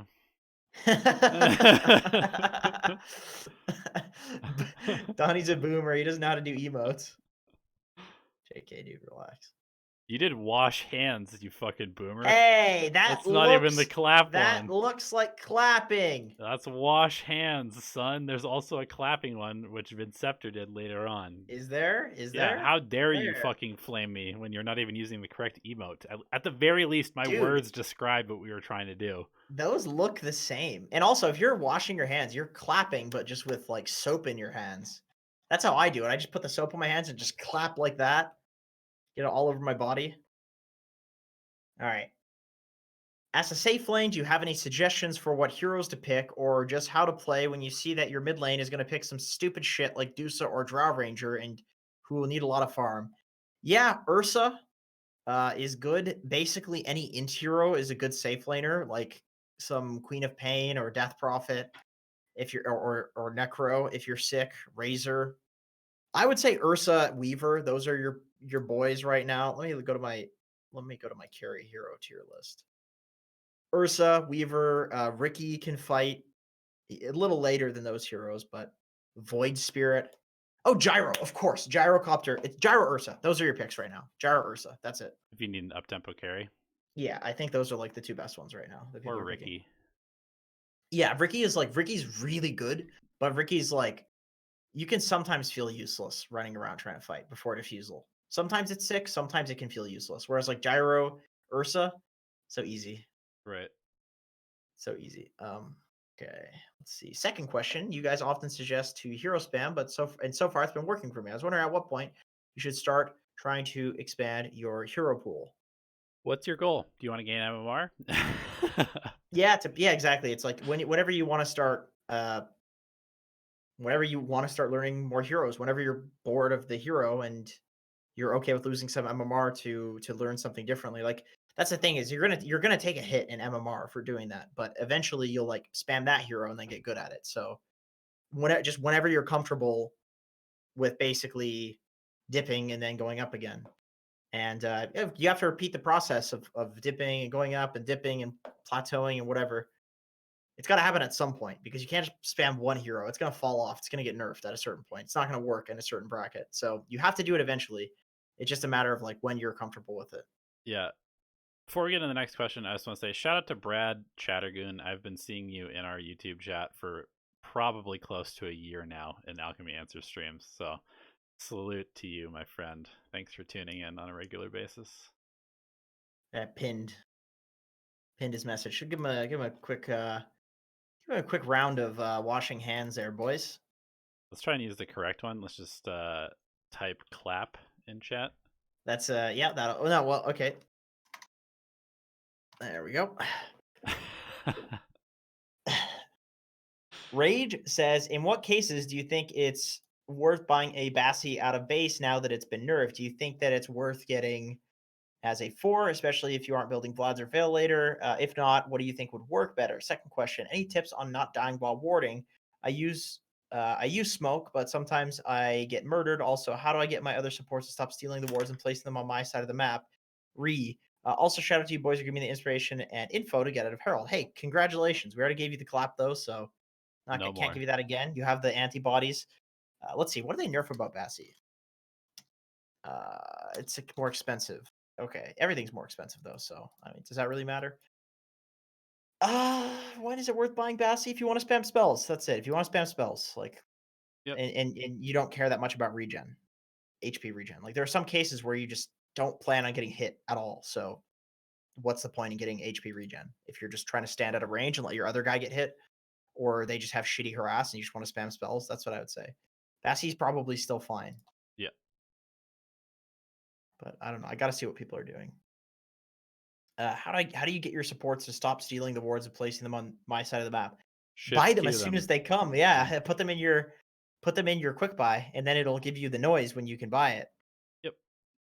There you go. Slorkel, would a hero like Necro, who wants to slowly whittle you down, want this new vessel? That does sound pretty good.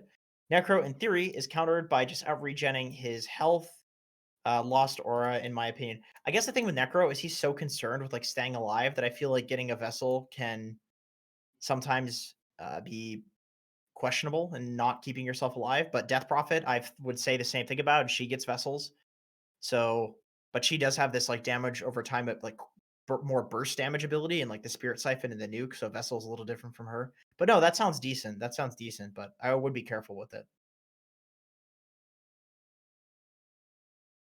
That no comment. No. Okay. Let's see. Crave says, I still haven't made Immortal in the last 2 weeks, even though I almost always had percentages, and I feel like my mindset has let me down a bit. And in my head, I am getting anxiety whenever I queue because what if I lose? Hey, we talked about that. It feels like wasted time to me whenever I lose because I'm this close to my goal and yet I haven't reached it in the past 2 weeks. It really, you know what I'm realizing? Somebody could write something really stupid in here and I would seriously read it. Like You're just autopiloting right now. I'm so bad at reading text. I don't even know what's being said. I have to think about it afterwards, and I just read it. I just trust people to not say like, "I'm Jenkins. I'm a giant retard." Like, okay, it really starts to get into my head, and I also think that's where because I thought what Crave was going to do was slowly transition this into a question that I asked, and then make me say something stupid because that sounds close to what I was saying, right? Remember when Star submitted one of your replays? Yeah. It's like the same thing, just Right. to kind of fuck with us. Like somebody could do that 100%. Hey, do that next week, guys. Fuck with me. That'll be fun. Also, pubs have been incredibly painful since I was either dual queuing with a friend or 5-man queuing with either immortal friends where games either felt really imbalanced and therefore unreliable to climb with. We had 3 immortals, 2 divines, max rank 3k, and the enemy team was all immortal and 3 rank 1 to 1.5k for instance. Or we're queuing with non-immortal friends, we get smurfed on a lot. What's a good mindset I could adopt in these kinds of games? And what do you think is the better way of getting over the final step to immortal? Okay, once again, we talked about this already in great detail, but the consensus, what Donnie and I came up with, is basically number doesn't matter, being immortal doesn't matter. Focus on having the highest impact possible in that game. That is it, whether you win or lose. Is was your impact good? You should be anxious about it if your impact fucking sucks. But if you're impacting a game and you lose, who cares? Because eventually you'll get to the MMR you deserve. And if you're not impacting games and you're winning, eventually you're going to fall in an MMR. So what's the point in winning if you're not going to be at that skill? Yeah. Your skill will make the MMR go up or down. So that's all you should care about is how skilled you are at the game. Yeah. But anyway, if you want like a very long conversation of this, you can scroll back in the video and we talked about it for quite some time. Yeah, I think that like probably one thing that's kind of interesting to think about is that there's probably like 2 different camps of players at every single bracket. Like if let's look at Divine bracket for example. There's a lot of people in Divine who are ancient players that are trying really hard every game and getting better and spamming Good heroes. way to see it. And then there's a lot of immortal players that are tilting, that are not giving a fuck, that are playing random shit, that haven't played in a while, that are not employing the stuff that got them to immortal, and they're also in divine. So you've got like the people that are on the come up, and you've got the people that are just falling and stagnating. And so It is really weird, and I think that's one of the reasons why you get super imbalanced games sometimes, because sometimes you literally just get an immortal player in your divine game, or you're like an ancient player in your archon game, and they just happen to average out to be an archon player, but in that one game they're playing their best hero, they're trying really hard, they have good mentality, and so they're actually playing like 2000 mmr higher than their average mmr happens to be. And sometimes you get like a whole team of those people against you, and you're just like, how the fuck was this game even made? My team is literally potatoes and the other team seems like they're all smurfs. But in reality, those people that seem like they're Smurfs probably suck ass like 80% of the time, and they just happen to be playing well in this one game. Yeah, so it's like it's kind of true, effectively, Yeah. that they are like kind of smurfing in that particular game. Yep. Yep, exactly. Mr. Sandman says, I was 2K last week, but after starting to spam Rubik, I've lost a lot of MMR. I'm trying to play Rubik for 100 games, as you guys have suggested, to concentrate on other things rather than the hero. But as I have said, I've been losing a lot of MMR. I was good without spamming a hero, and I was climbing slow but steady. Do you guys think I should keep spamming until I reach the goal and see what happens, or stop with this and go back to what I was doing? Well, if you're spamming a hero, it feels really bad. I've definitely given up on it before and just Yep. decided the hero is like not my play style. That's okay. Yep. But you can also kind of get a feeling when you just suck at something, when you see other people like owning with it and the win rate is really high. Yep. So that just depends on what you think. If you think that you suck at it and that it's not your play style, stop. But spam something else. I'm not saying go back to what you're doing. You can spam something else that you're good at, that you really enjoy playing. But if you feel like you just suck at it, then yeah, keep playing for sure. It just depends on what you think. Yeah. I really do feel like even if you are terrible at a hero, you will figure out whether it's fun, even in bad games. Like, because you'll have like one or two moments where you do something correctly, even in a game where you're like playing really poorly. But if a hero is definitely just not fitting your playstyle, your personality, how you think about the game, it'll just feel bad. It won't be Yeah. fun. It definitely won't like feel like you have impact. It won't feel like you enjoy any part of the game, and oftentimes even if you win, you probably won't have fun on that hero. This is true. This is true. Moo Moo Meadows or Feed says, "Love your content, homies. Thank you. Thank you, sir. Have gained over 300 MMR in the past month thanks to y'all." Oh, that's cool. This is good stuff. I like this question so far. I've been getting nervous about losing because I've been on such a hot streak recently. You and me both. Any tips for powering through this anxiety? Oh my god, so much relatable stuff in this what's it called, alchemy answers. Bonus question: any initial theory craft on my boy Rexar in the new patch? The nerfs to the build up items into Vlad's Dom and the pipe cost seem to be concerning. Was pipe increased again? Hmm. Are you serious, dog? 1200? Excuse me? Wow, Yep. that's bad. Yeah. They're like, stop buying this item. Christ, pipe sucks. I mean, Pipe, it doesn't actually suck. It's it still very sucks, good. man. It's still No, very that's good. shit. That's shit. Yeah, fuck pipe, man. Get bracers instead. God, garbage. Let's see. Anxiety, powering through the anxiety. Well, we already talked about it in great detail, I Yeah. would say. Refer to the first half hour of this podcast, Yeah, probably. yeah. We happen to cover that topic. Sparky23 says, so with patch 7. Oh, thoughts on Rexar? I think Beastmaster's probably still good. Mhm. What do they nerf anything about him? I don't think so. Fits No, nothing. No nerfs. no nerfs, fits the playstyle. Yeah, he's definitely fine. He's definitely fine. Dude, Luna's attack animation was improved. Wow, an actual buff. What? That's nuts. Sorry, I haven't really read through the patch. I've just been Yeah, doing streams we for the gotta do our last. notes after this stream. Slorical says, I've been winning on DP4. Okay, sorry, Sparky23. I missed the question. Sparky23 says, so with patch 7.26a out now, with the changes to Vessel and Scotty, is position 1 Necro going to look viable again? I don't have the foresight to which heroes are going to be strong in this patch. I just think Necro when I saw the changes to Vessel and Scotty. I mean, for the same reason, wouldn't Necro suck because those items prevent him from regenning? Other people get them. Yes. That's So that's kind of how kind I of feel. weird. Yeah. That's a weird one. We're gonna record that video after this and then probably post it tonight. So Yeah. it's yeah, it's a rough one. I'm not sure. I really need to see pubs, but I feel like the patch is gonna be pretty much the same as how 7.26 was. Just lots of fighting, lots of fighting. Mm-hmm. And I think a lot of these items will fall off and new items will come in. Like I think Vessel's insanely strong, for example. So we'll see that a lot more. Yeah. But hard to say. I don't think Necro's very good though. Or Necro's okay. Necro's definitely okay.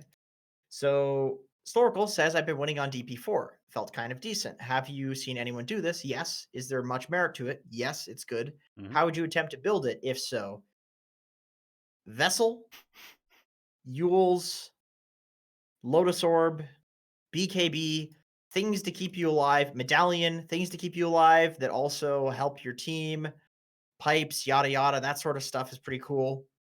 Not Aghanims on position 4, I would say, unless Yeah. it's like a 4th or 5th item. It's basically you're just like an aura offlaner as a pause 4. Similar to Sounds about right to me. what's another pause 4 that's like similar to that? It's like more traditional. Like a tanky kind of medallion building pause 4. Let me see. Snapfire, kind of similar to Snapfire. Like Greaves would probably be pretty good. Yeah. Atos is whatever. These kind of like general utility items. Mirana is a very good one. Like she goes Vessel. Yep. Shitty Miranas go Aghanim Scepter and that sort of bullshit. But Right. Yeah. it's good though. It's really good. I think of other 4s that sort of play like that. There aren't a lot. Well, yeah, she's weird because she's like a spell casting 4, but she doesn't build into like Ether Lens and Blink and that sort of shit. Oh, Enigma. Enigma's a good one. Yeah, you're very Yeah. you're basically Enigma. You're basically Enigma without the denying. DB4 is great though. That's like one of the top tier 4s. Sparky23 says, is position 1 more of a tournament thing? Bristleback, more of a tournament thing? Nope, it's great in pubs. Is it actually viable? I've been trying it out and winning with it, but it felt like I was more winning because my opponents don't play well. Where the hero doesn't feel like a true position 1. I must be doing something wrong though when I play a farm game. And when should I try to, or sorry, when do I play a farm game? And when should I run at the other team with the hero? I honestly feel like you play the farm game because he farms so quickly, no matter what, for at least a few minutes, and then you run at them with a lead every time. I don't think you run at them from level 1 unless it's like you have some coddle on your team. I think that hero's broken. I think Bristle's like S tier hero. I think you can pick it mid, off lane, carry, and it's broken. And you just pull waves to stacks, do that for like a few minutes, and then run at the enemy team. And they just cannot kill you. Yeah, it's That's kind of like you're like an Timbersaw. alchemist. I mean, Alchemist mixed with Timber. Yeah. You basically play Alchemist in the enemy jungle. Yeah. It's ridiculous. I mean, the thing about like Timbersaw is, sure, you probably can run at them with level 1 reactive armor, but you could also just run at them and never die with level 2 reactive armor. So yeah, that's a really good example, actually. Might as well just wait a little bit. Yeah, just chill. Sand King, same as Sand King, just farm for a bit, get a lead, kill them. Yeah. All about them power spikes. Nugget says, okay, never mind. Nugget was responding to a question. Rage says Jenkins is beautiful and so is Donnie. You got to come after the and there. That's fine. That's just I just want to point that one out. Yeah, I'm just the second highest rated player here. Probably second best content creator. Life.